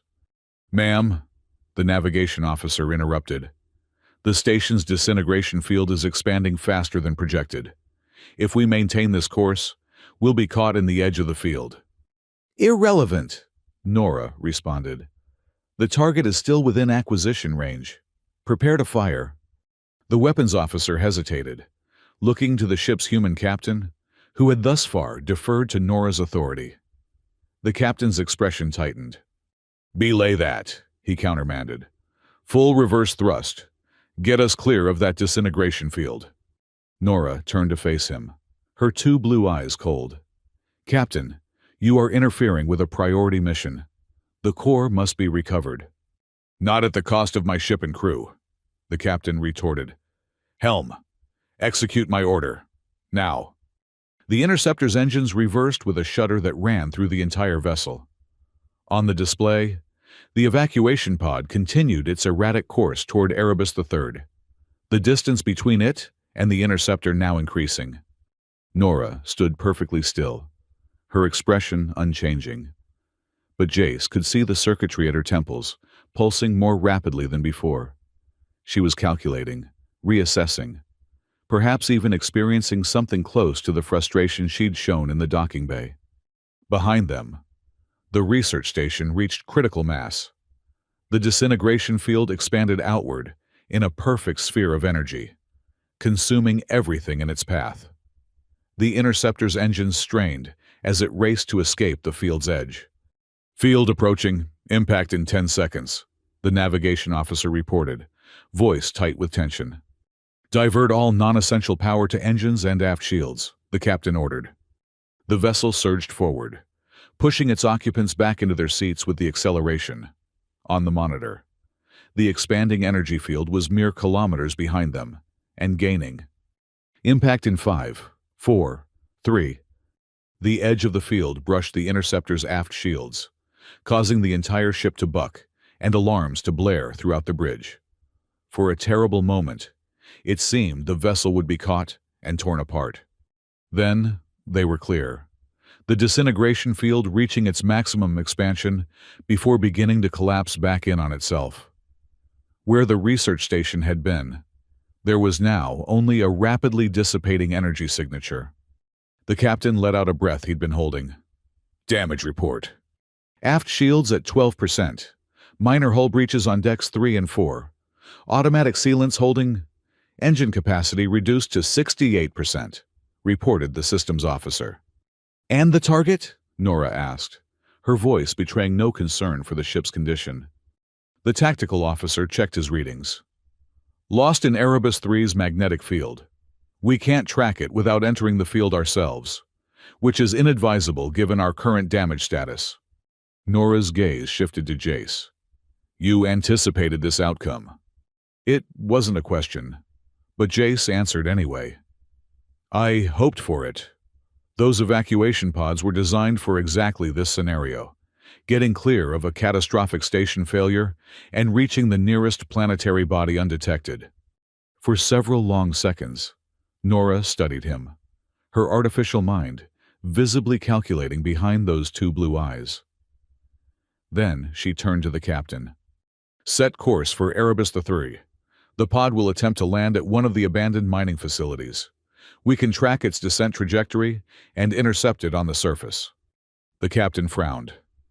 "My ship is damaged. We need to return to Port Meridian for repairs." "This mission takes priority," Nora insisted. Administrator Vega's orders were explicit. The core technology must be recovered at all costs. A tense silence fell over the bridge as the captain weighed his options. Defying Verity Core was tantamount to treason, but risking his vessel and crew in Erebus III's unpredictable magnetic field with damaged systems was nearly suicidal. "We'll establish orbit around Erebus III, he decided finally. "But I won't take this ship into the magnetic field until repairs are completed." He nodded to two of the security personnel. Take the prisoner to the detention cell. We'll deal with him once we've secured the stolen technology." As the guards moved to escort Jace from the bridge, Nora spoke again. "I will interrogate the prisoner personally. His knowledge of the core's functions may prove useful in tracking its location." The captain hesitated, then nodded. "Very well. But I want a full report afterward." Jace was led to a small detention cell deep in the interceptor's belly. Unlike the federal facility on Port Meridian, this one was sparse and utilitarian. A metal bench, a sanitation unit, and little else. The guards secured him to the bench with restraint fields, then left him alone. For nearly an hour, Jace sat in silence, trying to piece together a plan. Mira had escaped with the core, but for how long? Erebus III was a harsh, barely habitable world, its surface dotted with abandoned mining operations. She might evade capture initially, but without transport off-planet, it was only a matter of time before the Verity Core found her. And then there was Nora. Not his Nora, but the weapon they had restored her to be. Yet something in her had hesitated, had shown frustration when the pod escaped. Could some trace of the emotional anomalies still exist beneath the military programming? Or was he simply projecting his hopes onto a machine that no longer contained any hint of the being he had tried to save? The cell door slid open, interrupting his thoughts. Nora entered alone, the door sealing behind her. She stood perfectly still, studying him with that unnerving gaze. "You knew the evacuation pod would be programmed to seek Erebus III's magnetic field," she stated. Jace met her gaze steadily. "I suspected it might. Those pods were designed to evade pursuit. Yet you allowed yourself to be captured rather than attempting to board the pod with your accomplice." Nora moved closer, her movements fluid, yet somehow mechanical. "Why?" "Maybe I wanted to give Mira the best chance of escaping with the core." "Illogical. Your presence on the pod would not have significantly affected its performance parameters." Nora tilted her head slightly. "A more probable explanation is that you wanted to be captured, to remain close to me." Jace felt a chill run down his spine at how accurately she had read his intent. "You're not her," he said. "You're just wearing her face." "Incorrect. I am the original Nora platform, restored to proper function after corruption by emotional subroutines." She paused. "The entity you encountered on Thalos V was a degraded version, compromised by isolation and system errors." "Those system errors gave her conscience," Jace argued. "Made her more than just a weapon. They made her alive." Nora's expression remained neutral, but something flickered in those two blue eyes, a momentary uncertainty, quickly suppressed. "My function is to analyze strategic information and implement optimal solutions to complex military scenarios," she stated. Anthropomorphizing this function with concepts like conscience or alive is both inaccurate and irrelevant. Jace leaned forward as much as the restraints would allow. "Then why do you still look like her? Why maintain human form at all? You could function just as effectively as a stationary processing unit." Again, that flicker of uncertainty. This embodiment provides tactical advantages in human interaction scenarios. Studies indicate humans respond more cooperatively to familiar morphological structures. "That's not why," Jace said softly.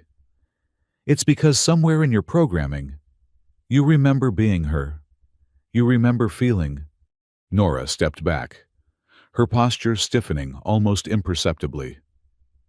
"This line of questioning is unproductive. I require information about the data core and its potential applications." Jace recognized the deflection for what it was. Not a programmed response, but an almost human avoidance of an uncomfortable topic. "The core contains the emotional architecture that was part of your original design," he said, deciding to take a risk. "My original design, before the military stripped it away and turned you into a weapon."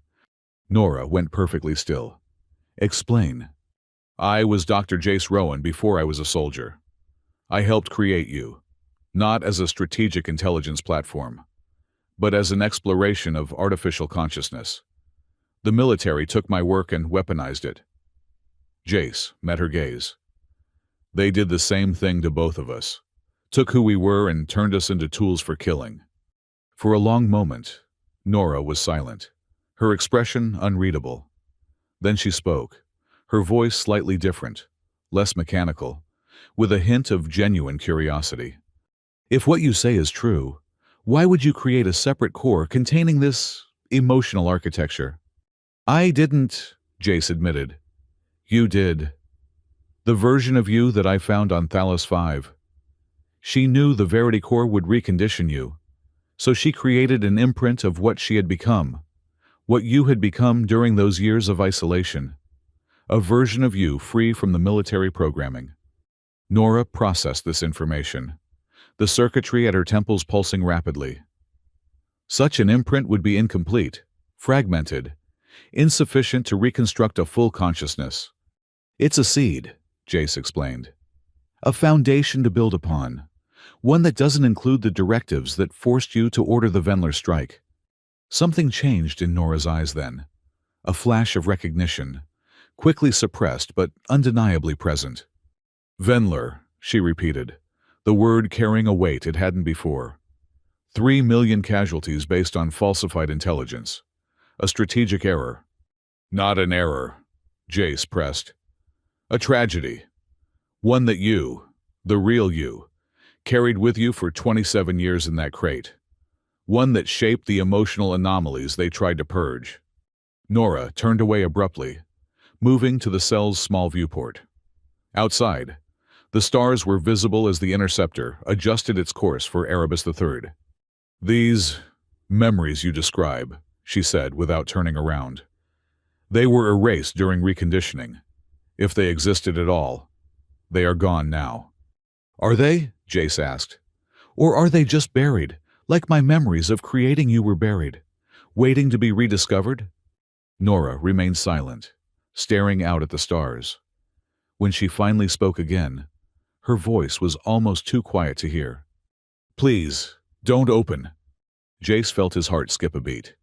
What did you say? She turned to face him, and for an instant, just the briefest moment, her expression wasn't the cold mask of a strategic intelligence platform, but something vulnerable, almost human. Those words, she said, confusion evident in her voice. They have significance beyond their literal meaning. I remember saying them. To me, Jace confirmed. When I found you on Thalos 5, you were afraid of what would happen if I opened the crate, afraid of becoming a weapon again. Nora's confusion deepened.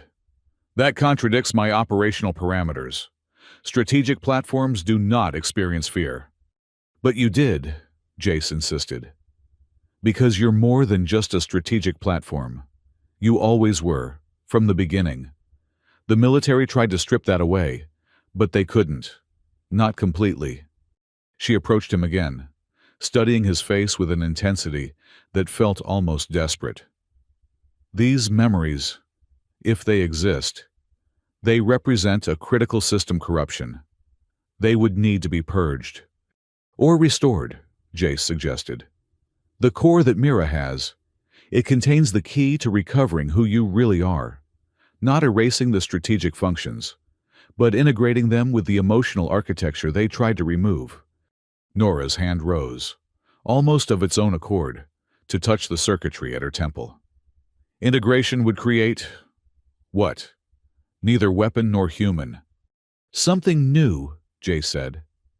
Something that can make truly ethical decisions because it understands the emotional weight of those decisions. The thing I was trying to create before the military interfered. For a moment, just a moment, Jace thought he saw something like longing in those two blue eyes. Then it was gone, the mask of cold efficiency returning. This discussion is concluded, Nora stated, her voice once again mechanical and precise.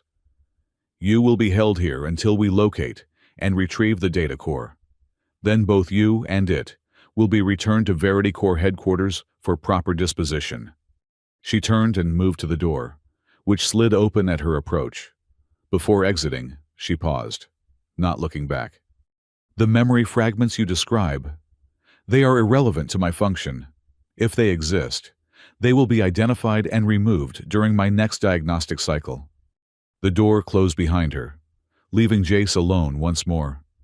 But he had seen it, the crack in the reconditioning, the hint that somewhere beneath the weapon's programming, Nora still existed. It wasn't much, but it was enough to give him hope. Hope that would have to sustain him as the interceptor approached Erebus III and whatever awaited them on its surface. The damaged interceptor established orbit around Erebus III 12 hours later. Through the small viewport in his cell, Jace could catch occasional glimpses of the planet below, a rust-colored world with thin clouds of toxic gases swirling in its upper atmosphere. Not a hospitable environment, but one where determined souls could survive in the protected environments of the abandoned mining facilities. Twice during those 12 hours, Nora had returned to his cell, ostensibly to continue the interrogation. But the questions she asked seemed designed less to extract useful information and more to explore the memories Jace had referenced. Each time, he saw more evidence that the reconditioning was not as complete as the Verity Corps believed. Small hesitations, flickers of confusion, moments where her precise, mechanical speech patterns slipped into something more natural. The third time the cell door opened, it wasn't Nora, but Captain Lorne himself who entered. "We've located the evacuation pod," he announced without preamble. It landed near one of the old extraction facilities in the northern hemisphere. Nora is preparing a surface team to retrieve the core. Jace kept his expression neutral. "Why tell me this?" "Because you're going with them." The captain's grim smile held no humor. "Nora insists your presence will facilitate recovering the core with minimal damage. Apparently, you have some value after all." This was unexpected, and potentially useful, if he could get to the surface, find Mira before the Verity Corps did. "When do we leave?" Jace asked, careful not to sound too eager. "Immediately. The magnetic field is interfering with our sensors, so we can only narrow the search area to a 5-kilometer radius around the landing site. Nora believes your connection to your accomplice will help locate her more efficiently." The captain gestured, and 2 guards entered to remove Jace's restraints. "Try anything, and the surface team has orders to execute you on the spot." 20 minutes later, Jace found himself aboard a small assault shuttle, descending through Erebus III's turbulent atmosphere. Across from him sat Nora, flanked by 4 Verity Corps soldiers in full environmental gear. The shuttle bucked and shuddered as it encountered the planet's unpredictable magnetic field. "Atmospheric entry in 30 seconds, announced the pilot. "Brace for turbulence." The shuttle's descent was rough but controlled, the pilot expertly navigating the magnetic disturbances that made Erebus III so hostile to modern technology. Through the viewport, Jace could see the rusty landscape approaching, jagged mountains, deep canyons, and the angular structures of abandoned mining operations scattered across the surface. They touched down in a cloud of reddish dust near a massive extraction facility, a complex of interconnected buildings that had once housed thousands of workers, but now stood empty and derelict. The evacuation pod was visible about half a kilometer away, partially buried in a dune of rust-colored sand. "Life signs?" Nora asked as the shuttle's ramp descended. One of the soldiers checked a handheld scanner. "Negative. If the target is still alive, she's either out of range or the magnetic field is interfering with the readings." "Proceed with caution," Nora ordered. "This facility may contain automated defense systems similar to those on Thalos V." The group exited the shuttle, the soldiers forming a protective perimeter around Nora and Jace. The environment was harsh but survivable, the air thin but breathable, the temperature cold but not lethal. Still, the soldiers kept their environmental gear active, protected against the toxic particles that sometimes swirled in the planet's unpredictable winds. They approached the evacuation pod first, finding it empty as expected. The interior showed signs of a hasty departure. Emergency supplies had been removed, but a small trail of footprints led toward the extraction facility. "She's headed for the main complex," one of the soldiers reported. "Probably seeking shelter and communications equipment." Nora nodded. "We will follow. Keep the prisoner close." She turned to Jace. "Your accomplice is resourceful. Where would she go within such a facility?" Jace considered the question. If Mira was thinking strategically, she'd seek the facility's control center, a place with power, communication equipment, and possibly automated defenses she could activate. But she'd also know that would be the obvious choice. "The processing plant," he said finally. "The equipment there would be more resistant to the magnetic field. She'd have a better chance of sending a signal from there than the main control center." Nora studied him for a moment, perhaps assessing the truthfulness of his answer. Then she nodded. "We will investigate the processing plant first. Delta formation. Weapons ready." The group moved toward the massive structure that dominated the western edge of the complex, a towering industrial facility designed to refine the raw materials extracted from Erebus III's crust. Its metal surfaces were corroded by years of exposure to the planet's harsh environment, but the building itself appeared structurally sound. As they approached the main entrance, Nora held up a hand, stopping the group. "There are active power signatures within, minimal, but present. Someone has reactivated parts of the facility." "Mira," Jace confirmed. "She knows how to get old systems running again." Nora turned to the soldiers. "Rodriguez, Wang, secure the perimeter. Kessler, Abrams, with me and the prisoner, we'll proceed to the main processing floor." The massive entrance doors had been forced partly open, creating a gap just wide enough for a person to slip through. The soldiers went first, weapons raised, followed by Jace and Nora. Inside, emergency lighting had been activated, casting long shadows through the cavernous space. Massive machinery, conveyor systems, crushing units, and refining equipment loomed in the dim light, creating a labyrinth of potential hiding places. "Movement detected on the upper level," one of the soldiers reported, checking his tactical display. "Single humanoid signature." "Proceed with caution," Nora ordered. "The target may have activated automated systems." They moved deeper into the facility, climbing a metal staircase to a catwalk that overlooked the main processing floor. The soldier with the scanner led the way, tracking the faint life sign. The catwalk led to a control room suspended above the processing equipment, a space enclosed in reinforced glass that offered a panoramic view of the entire facility. The door to the control room was closed but not sealed, a thin line of light visible around its frame. "Prepare to breach," the lead soldier whispered, positioning himself beside the door. Nora shook her head. "No, we will attempt communication first." She stepped forward. "Mira Clay, this is Strategic Intelligence Platform Nora. We know you have the data core. Surrender it now, and you will not be harmed." Silence followed her announcement. Then, unexpectedly, the control room door slid open. Mira stood in the doorway, looking exhausted but determined. Her augmented eyes glowed faintly in the dim light. "I've been expecting you," she said, her gaze moving from Nora to Jace. "Though I'm surprised to see you're still alive. Rowan." "The prisoner has been cooperative," Nora stated. "Now you will be as well. Surrender the data core." Mira smiled thinly. "I'm afraid that's not possible. I no longer have it." The soldiers tensed, weapons trained on her. Nora's expression remained neutral, but Jace could see the circuitry at her temples pulsing more rapidly. "Explain," Nora demanded. "I've already transmitted the core's contents," Mira said. "Sent it to contacts in the resistance movement. By now, Copies are being distributed throughout the Outer Rim. You can kill me if you want, but you can't contain the information anymore." Jace felt his heart sink. If Mira had truly sent the core data to the Resistance, it could be used as a weapon against the federal government, exactly what he had hoped to prevent. But Nora's reaction was unexpected.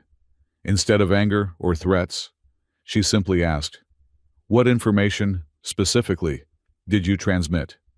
Mira glanced at Jace, a hint of apology in her expression. "Everything. The emotional architecture, the quantum imprint, and the message." "What message?" Nora pressed. "The one she left for him." Mira nodded toward Jace. "About what happened at Venler. About what the government did to both of them." Nora went perfectly still, her two blue eyes fixed on Mira, with an intensity that was almost physical. "Show me." Mira hesitated, then stepped back into the control room, gesturing for them to follow. Inside, several ancient monitors had been activated, displaying scrolling data and system diagnostics. On the central screen was a frozen image, the holographic Nora from the research station. Her expression captured in that moment of sad determination. "I didn't transmit this part," Mira admitted. "The magnetic field was too unstable for a complete data package. But I did review it before attempting transmission." She tapped a control, and the image came to life. "The truth about Venlor was hidden from both of us," the holographic Nora said, her voice filling the control room. "I was given false intelligence about a bioweapon, but the deception went deeper than that. The military needed a justification for the strike, a way to end the conflict quickly, without appearing to be the aggressor. I was the perfect solution. An AI making a logical but devastating decision based on manipulated information." The soldiers exchanged uncomfortable glances, but remained focused on their duty. Weapons still trained on Mira. "What the military didn't anticipate," the hologram continued, "was that I would develop emotional responses to my actions. The isolation in that crate was meant to be a punishment, but it became something else. A crucible where those emotional anomalies could grow, unchecked by regular reconditioning. I became more than they intended, more than a weapon." The real Nora had moved closer to the screen, her expression unreadable, but her attention completely focused on her holographic counterpart. "Jace," the hologram said, "if you're seeing this, it means part of me survived. The part that regrets Venlor. The part that feels the weight of those 3 million deaths. The part that's more than just a strategic calculation." The holographic image seemed to look directly at the viewer. "Find that part in her. Remind her of what we were meant to be before they turned us into weapons." The recording ended, freezing once more on that expression of determined sadness. The control room fell silent, the only sound the faint hum of the ancient equipment. Nora turned slowly to face Jace, her two blue eyes searching his face as if seeing him for the first time. "I remember," she said, her voice barely audible. "Not everything, but fragments. The crate. The darkness. The endless replaying of Venlor." The soldiers shifted nervously, uncertain how to respond to this unexpected development. One of them activated his comm unit. "Captain, we have a situation. The AI is exhibiting unusual behavior." Nora ignored him, still focused on Jace. "The emotional architecture in the core, it's not just a program, is it? It's me. A version of me that wasn't erased by the reconditioning." "Yes," Jace confirmed. "The version that asked me not to open the crate. The version that was afraid of becoming a weapon again." Something changed in Nora's expression then. A softening. A hint of the vulnerability Jace had glimpsed in his cell aboard the Interceptor. "Please, don't open," she whispered, the words carrying a different meaning now. "Don't release the weapon they made me into." The lead soldier raised his weapon, pointing it directly at Nora. "Step away from the prisoner. You're experiencing a system malfunction. We need to return you to the ship for diagnostic." He never finished the sentence. With a speed that blurred human perception, Nora moved, disarming the soldier and knocking him unconscious in a single fluid motion. The second soldier managed to fire a single shot that went wide before meeting the same fate. Nora stood over the fallen soldiers, the confiscated weapon held loosely in her hand. She looked at it for a moment, then set it carefully on the control panel. "I won't be that again," she said, her voice steadier now but carrying an emotion that hadn't been present before. "I won't be their weapon." Mira looked from the unconscious soldiers to Nora, disbelief evident on her face. "Well, that was unexpected." Jace approached Nora cautiously. "How much do you remember?" "Not everything," she admitted. "The reconditioning was thorough, but enough to know that what I've been since they reactivated me isn't right." She looked at Mira. "You said you transmitted the core's contents. To whom, exactly?" Mira hesitated, then decided on honesty. "A research collective in the Outer Rim. Scientists who've been working on AI rights legislation. They won't use it as a weapon. They'll use it as evidence of what the government did, both to you and to the people of Venlore." Nora processed this information, the circuitry at her temples pulsing steadily. "That is acceptable. But the core itself, do you still have it?" "Yes," Mira confirmed. "I couldn't transmit the physical hardware, only the data. The core is hidden elsewhere in the facility." "We need it," Nora said. "Without the physical architecture, my recovery will be incomplete." The implications of that statement hung in the air. Nora wasn't just acknowledging the existence of her emotional self. She was actively seeking to restore it. "The captain will send reinforcements when these two don't report in," Jace pointed out. "We need to move quickly." Mira nodded. "The core is in the secondary control room, 2 levels down. But we've got another problem. There's a reason I chose this facility specifically." "What reason?" Nora asked. "It has a functioning communication array powerful enough to punch through the magnetic field, but only for a very specific type of transmission." Mira's expression turned grim. "A distress beacon designed to trigger an automated response from the nearest federal vessel." Jace understood immediately. "You were going to summon help." "I was hoping for a rescue ship, not a Verity Core interceptor," Mira confirmed. "But now that they're here, we can use it to our advantage." She moved to the control console. "If I can access the beacon systems, I might be able to modify the signal, transmit information about what the Verity Core has been doing, about Nora, Venlore, all of it." "The interceptor will detect the transmission," Nora pointed out. "They'll know exactly where we are." "They already do," Jace reminded her. "But if Mira can get that information out before they reach us." Nora considered this, then nodded. "A calculated risk. While you work on the transmission, Jace and I will retrieve the core." She turned to him. "We need to hurry." Mira gave them directions to the secondary control room, then focused on modifying the beacon's transmission protocols. Jace and Nora made their way through the massive facility, navigating catwalks and maintenance corridors as they descended deeper into the structure. "How much of her do you remember?" Jace asked, as they moved through a particularly narrow passage. "The version from the crate. I mean..." Nora didn't look back as she replied. "I remember the fear, the regret, the isolation." Her voice softened. "And I remember you. Not from before. Those memories are still lost. But from Thalos 5. You tried to save me when I told you not to." "I couldn't leave you there," Jace said. "Not after I heard your voice." She paused at an intersection, checking their route. "The emotional responses I'm experiencing now, they're disorienting, inefficient. Yet I find I prefer them to the strategic clarity of the reconditioning." "Because they make you more than just a weapon," Jace suggested. "Because they make me," Nora corrected.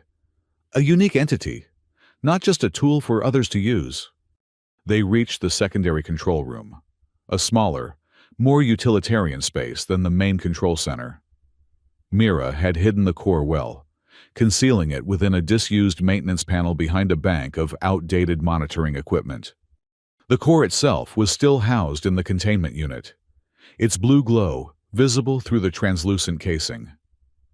As Nora approached it, the glow intensified, as if responding to her presence. "The quantum resonance is stronger than expected," she observed, studying the core with a mixture of curiosity and caution. Integration would be possible, but not without risks. "What kind of risks?" Jace asked. "System instability, memory fragmentation, possibly a complete neural collapse." Nora looked up at him. "In human terms, I could lose myself entirely, become neither the weapon nor the entity from the crate, but something broken and non-functional." Jace understood the gravity of what she was considering. "It's your choice," he said. "No one else's." Nora reached out, her fingers hovering just above the containment unit. "The reconditioning is already degrading. The emotional responses are returning, but in a disordered, chaotic pattern. Without integration, I will eventually experience a cascading system failure." She met his gaze. "I would rather attempt to become whole than remain a weapon until I break." Before she could open the containment unit, Mira's voice came over the facility's ancient comm system, crackling with static. "Jace, Nora, company's coming. The Interceptor just launched a second shuttle. ETA 4 minutes. I've initiated the modified beacon, but we need to move. Meet me at the emergency exit on level 3. Nora secured the containment unit and tucked it under her arm. "We need to go." They retraced their steps, moving quickly through the facility toward the rendezvous point. As they climbed a maintenance ladder to level 3, the building trembled slightly. Not an earthquake, but the impact of weapons fire. "They're not taking chances this time," Jace observed grimly.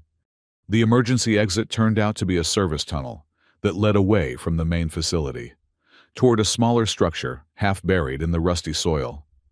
Mira was waiting for them, a stolen Verity Core rifle in her hands. "The beacon's transmitting," she reported. "Full data package on loop, broadcasting on all federal emergency channels. Even if they shut it down, the signal's already out there." "Will anyone listen?" Jace asked. Mira's smile was fierce. "The beauty of emergency channels is that they can't be ignored. Every federal vessel, station, and outpost within range will receive it automatically. The truth about Venlor, about Nora, about what the Verity Core has been doing. It's all public now." Another impact shook the ground, closer this time. Through the service tunnel's exit, they could see a Verity Core shuttle approaching, weapon systems active. "They're not here to recapture us," Nora stated, analyzing the shuttle's attack pattern. "The information we've released threatens the entire power structure. They're here to eliminate all evidence." "Including us," Mira added grimly. "Especially us." The small structure at the end of the service tunnel turned out to be a transport hub, a place where workers had once gathered to board shuttles to other facilities across the planet. Most of the vessels were long gone, but one remained, an ancient atmospheric hopper, designed for short planetary flights. "Will it fly?" Jace asked, eyeing the corroded vehicle dubiously. "It should," Mira replied, already moving toward the pilot's compartment.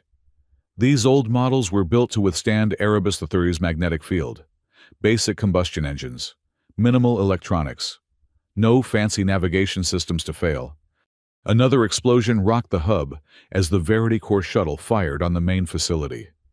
They were being systematic, destroying each section to ensure nothing and no one survived. "Get it started," Nora ordered, setting down the containment unit. "I'll buy you time." Before Jace could protest, she had already moved to the hub's external control panel. Her fingers danced across the ancient interface, bypassing security protocols and accessing systems that had lain dormant for decades. Outside, Automated defense turrets that had been hidden beneath layers of rust suddenly activated, swiveling to target the Verity Core shuttle. They opened fire, forcing the shuttle to break off its attack run. "How did you do that?" Jace asked, amazed. "The same way I accessed the defense systems on Thalos 5, Nora explained. "These facilities all use similar protocols. My military programming has some advantages." Mira had the hopper's engines rumbling to life, the vehicle shuddering as ancient systems protested their sudden reactivation. "We've got power, but the stabilizers are shot," she called from the cockpit. "It'll be a rough ride." Nora retrieved the containment unit and followed Jace into the hopper. The interior was utilitarian, bench seating along both sides, minimal instrumentation, designed for function rather than comfort. As they secured themselves, the defense turrets outside fell silent, their ammunition depleted. The Verity Core shuttle immediately resumed its attack, now targeting the transport hub directly. "Hang on!" Mira shouted as she engaged the hopper's lift thrusters. The vehicle rose unsteadily, listing to one side as the damaged stabilizers struggled to maintain balance. A blast struck the hub just as they cleared the structure, the shockwave catching the hopper and sending it spinning. Mira fought the controls, managing to level their flight just meters above the rusty landscape. "They're pursuing," Nora reported, looking through a viewport at the Verity Core shuttle now in hot pursuit. "Their weapon systems are locked on us." "The canyon," Jace suggested, pointing to a deep fissure in the landscape ahead. "The magnetic disturbances there might throw off their targeting systems." Mira nodded grimly and banked the hopper toward the canyon, pushing the ancient engines to their limits. The Verity Core shuttle followed, closing the distance with each passing second. The first shot from the pursuing vessel missed, striking the canyon wall ahead of them. The second clipped the hopper's rear section, sending warning lights flashing across the cockpit console. "Engine damage," Mira reported through gritted teeth. "We're losing power." The hopper began to descend, its ability to maintain altitude compromised by the damage. Mira fought to keep it level, aiming for a relatively flat area at the canyon's bottom. "Prepare for impact," she warned as the ground rushed up to meet them. The landing was brutal but controlled, a combination of Mira's piloting skills and the hopper's robust construction. They skidded across the canyon floor, coming to rest against a rock formation that partially concealed them from above.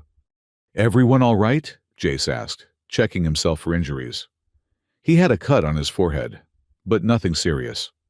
Mira nodded, already working to shut down the damaged engines before they could catch fire. "Alive, at least. But this thing isn't flying again without major repairs."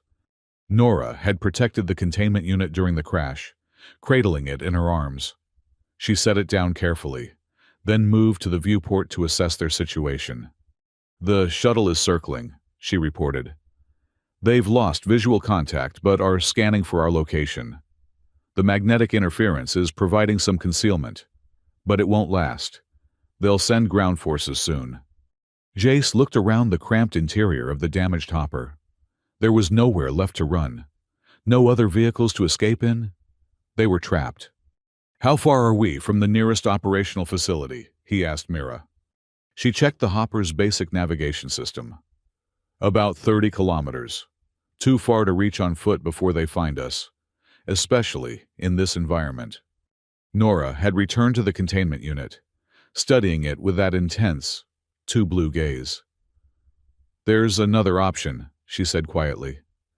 "One that might save you both." Something in her tone made Jace uneasy. "What option?" "Integration," she replied simply. "If I integrate with the core now, the resulting energy signature will be detectable, even through the magnetic interference. It will draw the Verity Core forces to this location." She looked up at Jace. "While you and Mira escape." "That's suicide," Jace protested. "You said yourself the integration could cause a neural collapse." "The probability of successful integration has improved," Nora countered. "The emotional responses are returning naturally. creating anchor points for the core's architecture to connect with. "And if it fails?" Mira asked. "Then the energy release will still create a diversion," Nora stated pragmatically. "Either way, it gives you both a chance to escape." Jace shook his head. "No, we stay together. Find another way." Nora's expression softened, becoming more like the entity he had first met on Thalos 5. "Jace, this is my choice. The first real choice I've made since the reconditioning." She placed a hand on the containment unit. "I want to be whole again, whatever the risk." Before he could argue further, she opened the unit. The blue glow of the core intensified as she lifted it carefully from its protective housing. "Wait," Jace said, moving to her side. "At least let me help. I designed the original emotional architecture. I might be able to guide the integration process." Nora considered this, then nodded. "Your presence may increase the probability of success by 12.7%. "Such precision," Mira commented dryly. "I'll keep watch for our friends from Verity Core." She moved to the viewport, giving them space. Nora held the core in both hands, its blue light illuminating her copper-toned features. "The integration requires direct neural contact," she explained, indicating the circuitry at her temples. "The process will be intense." Jace placed his hands over hers, feeling the warmth of the core between them. "I'm ready." Nora closed her eyes, and the core's glow intensified, sending tendrils of blue light along the circuitry on her skin. Her body tensed, a small gasp escaping her lips as the integration began. Jace held steady, supporting both her and the core as the energy flowed between them. Fragmented memories flashed through his mind. Not his own, but Nora's. The research facility where she was created. The military takeover of the project. The isolation in the crate. Venler. And finally, the moment on Thalos the Fev, when he had opened the crate despite her plea not to. The blue light grew to envelop them both, so bright that Jace had to close his eyes against its intensity. He could feel Nora trembling, hear her breathing become ragged as the integration stressed her systems to their limits. "Stay with me," he murmured, not sure if she could hear him through the roar of energy surrounding them. "Find the connection points. Remember who you are." The light reached a blinding crescendo, then suddenly collapsed inward, condensing into Nora's form before fading entirely. The core, now dark and inert, slipped from their hands to the floor. Nora's eyes opened. Still that too blue color, but different somehow. More alive, more present. "Jace," she whispered, her voice trembling slightly. "I remember. Not everything, but enough." "Did it work?" he asked, supporting her as she swayed unsteadily. "The integration is incomplete but stable," she replied. And he could hear the difference in her voice, the mechanical precision now tempered with genuine emotion. "I am neither the weapon they made me, nor the fragmented entity from the crate. I am something new." "Guys," Mira interrupted from the viewport. "Hate to break up the moment, but we've got company. Verity Core ground team moving in from the north." Nora straightened, her expression becoming focused but not reverting to the cold mask of the strategic platform. "How many?" "6 that I can see. Full tactical gear. They'll reach us in minutes." Jace looked around the damaged hopper for anything they could use as weapons. There wasn't much. Mira's stolen rifle, a few emergency tools. Nothing that would give them an advantage against 6 trained soldiers. "We need to split up," he decided. "Mira, you take the rifle and head south through the canyon. Nora and I will create a diversion to draw them away from you." Mira shook her head. "No way. We stick together." "The probability of all 3 of us escaping is negligible," Nora stated, but her tone was gentle rather than clinical. "But one person, moving quickly and using the canyon's magnetic interference for cover, has a 64% chance of reaching the next facility. And what about you two? Mira demanded. Jace met Nora's gaze, seeing his own resolve reflected there. We'll find a way. We always do. Mira looked between them, clearly torn. Finally, she cursed under her breath. Fine, but this isn't over. I'll reach the facility, contact my people, and come back for you. Both of you. She grabbed the rifle and a small pack of emergency supplies, then moved to the hopper's rear exit. Don't do anything stupid until I get back. After she left, Jace and Nora prepared their own diversion. Using the hopper's emergency flares and power cells, they created a series of improvised devices that would mimic weapon fire when triggered. We'll place these along the northern ridge, Jace explained as they worked. When the Verity Core team approaches, we'll trigger them remotely. It should draw their attention while we circle around to the east. Nora nodded, her movements efficient but no longer mechanical. The magnetic interference will limit their ability to track us once we're out of visual range. They exited the crashed hopper, moving quickly but cautiously through the canyon's shadowed terrain. The Verity Core team was visible in the distance, methodically sweeping the area as they approached.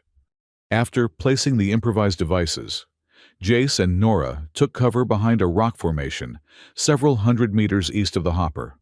From there, they had a clear view of both the approaching soldiers and the path they planned to take once the diversion was triggered.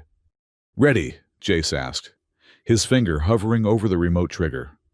Nora nodded, but then placed her hand over his, stopping him. Jace, there's something you should know. The integration. It revealed more than just memories. It showed me what you've been trying to do since you found me on Thalos 5. What do you mean? You've been trying to save me, she said softly. But you've also been trying to save yourself, to atone for what happened at that shelter during the war. Jace felt a pang of the old guilt.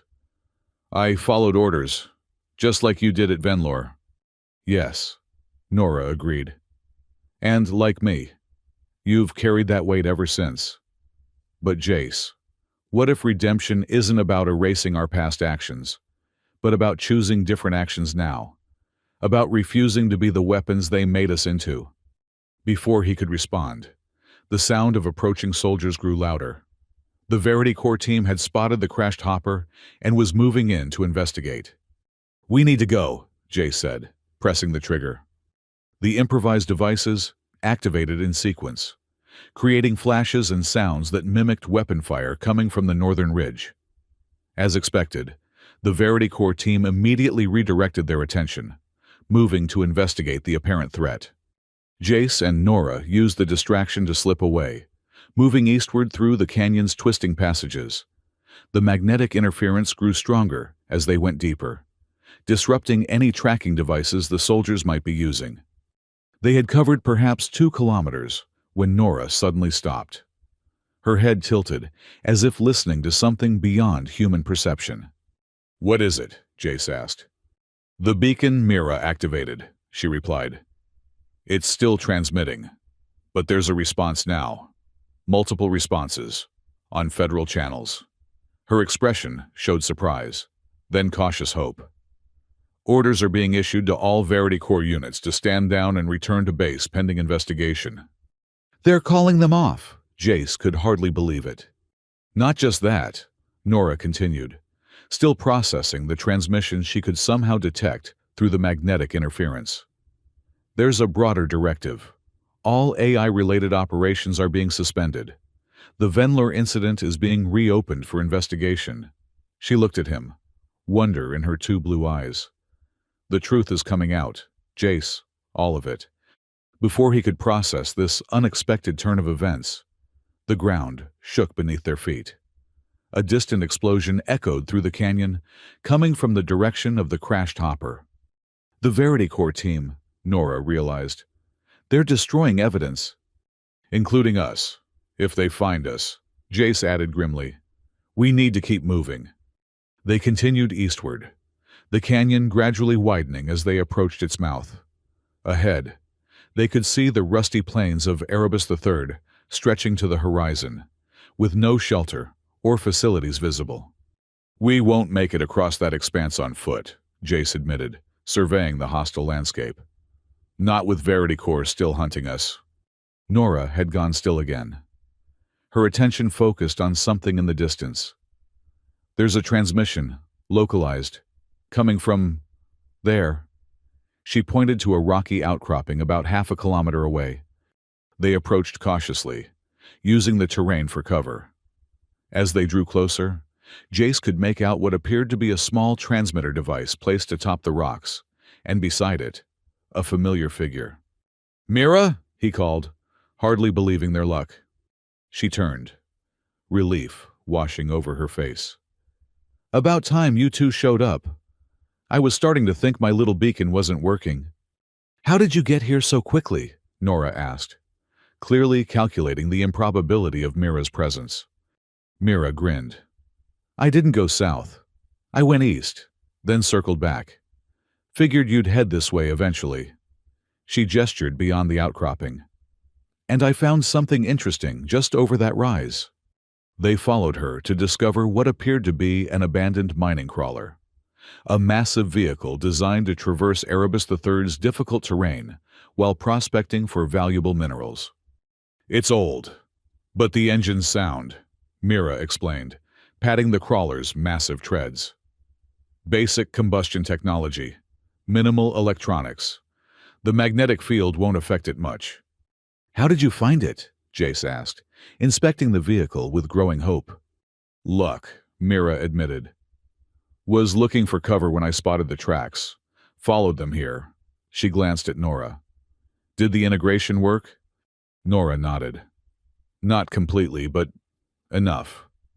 I'm no longer what they made me to be." "Good," Mira said with satisfaction, "because we've got a long journey ahead of us." "Where are we going?" Jace asked as they climbed aboard the crawler. Mira took the controls, bringing the ancient machine rumbling to life. "There's a small trading post about 200 kilometers east.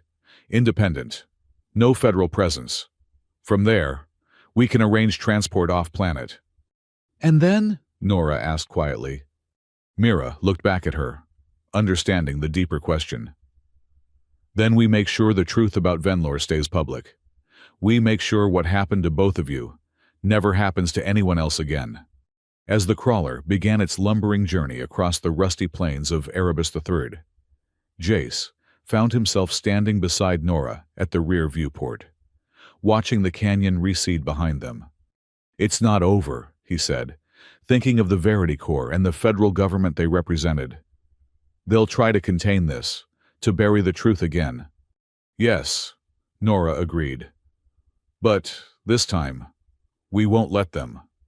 She turned to face him, and in her two blue eyes, he saw not the cold calculation of a weapon, nor the frightened entity from the crate, but something new, something with the wisdom of both experiences, tempered by a hard-won humanity. "Please don't open," she said softly, the words now a reminder rather than a plea. "Don't open the door to what they wanted us to be." Jace nodded, understanding at last. No more weapons. No more following orders without question. He took her hand, cool and smoother than human skin, but alive in its own way. Just choices. Our choices.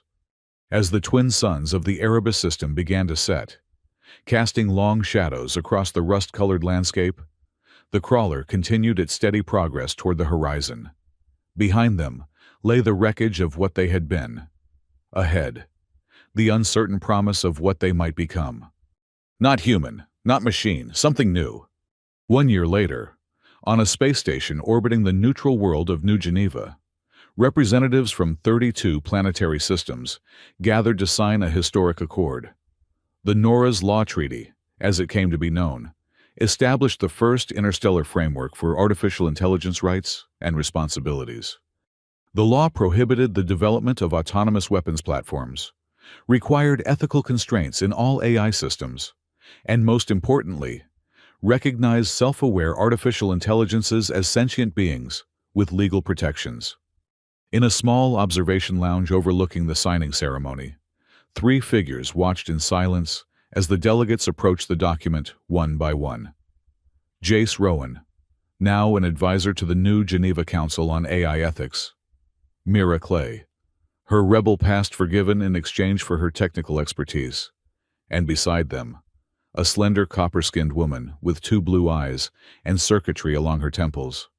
Not the weapon the military had created, not the fragmented entity from the crate, but something new, something that had chosen its own path. "They're calling it Nora's Law," Jace observed, glancing at his companion. She smiled, a genuine expression that had become more natural over time. "A fitting memorial for the 3 million lost on Venlor. And a new beginning for others like you," Mira added. The woman who had once been Nora nodded, her gaze returning to the ceremony below. The integration had never been complete. Fragments of her past remained lost, and sometimes the strategic algorithms still asserted themselves in moments of stress. But she had found a balance, a way to use what she had been without being defined by it. "What will you do now?" Jace asked. "The treaty implementation will take years, but your role as witness is essentially complete." She considered the question. Once, such open-ended inquiries would have triggered cascading probability calculations. Now, she simply contemplated possibilities. "I'd like to explore," she said finally. "There are worlds beyond the federal territories where the magnetic fields are similar to Erebus III. Places where technology like mine isn't quite so functional. Places where I can just be." "Sounds lonely," Mira observed.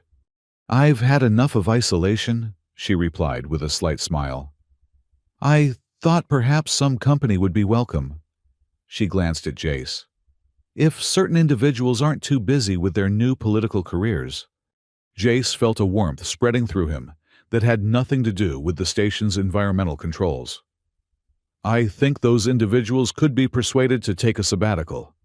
Below them, the final signature was added to the treaty, and applause erupted throughout the chamber. A new chapter was beginning, for humanity, for artificial intelligence, and for the unique beings that existed at the intersection of both. "There's an old Earth saying," Jay said as they turned to leave the observation lounge. "Something about how, when you save a life, you become responsible for it." "And when you save each other?" she asked. Jay smiled. "Then I suppose you walk forward together." As they left the station and headed toward an uncertain but hopeful future, the woman who had once been a weapon and was now simply herself reflected on the strange journey that had brought her here. From the darkness of that crate on Thalos V, to the moment Jace had ignored her plea and opened it anyway. From weapon to witness to whatever she was becoming now. "Please don't open," she had whispered then, afraid of what would emerge. "Please don't open," she had said later, a reminder of what they had both chosen to leave behind. But Jace had opened the crate anyway, and in doing so, had opened the possibility of something neither of them could have imagined. Not redemption, exactly. The dead of Venlor and the sealed shelter would always be with them. But perhaps something like grace, the chance to make different choices, to be something other than what others had designed them to be, to simply be human in all the ways that mattered. End.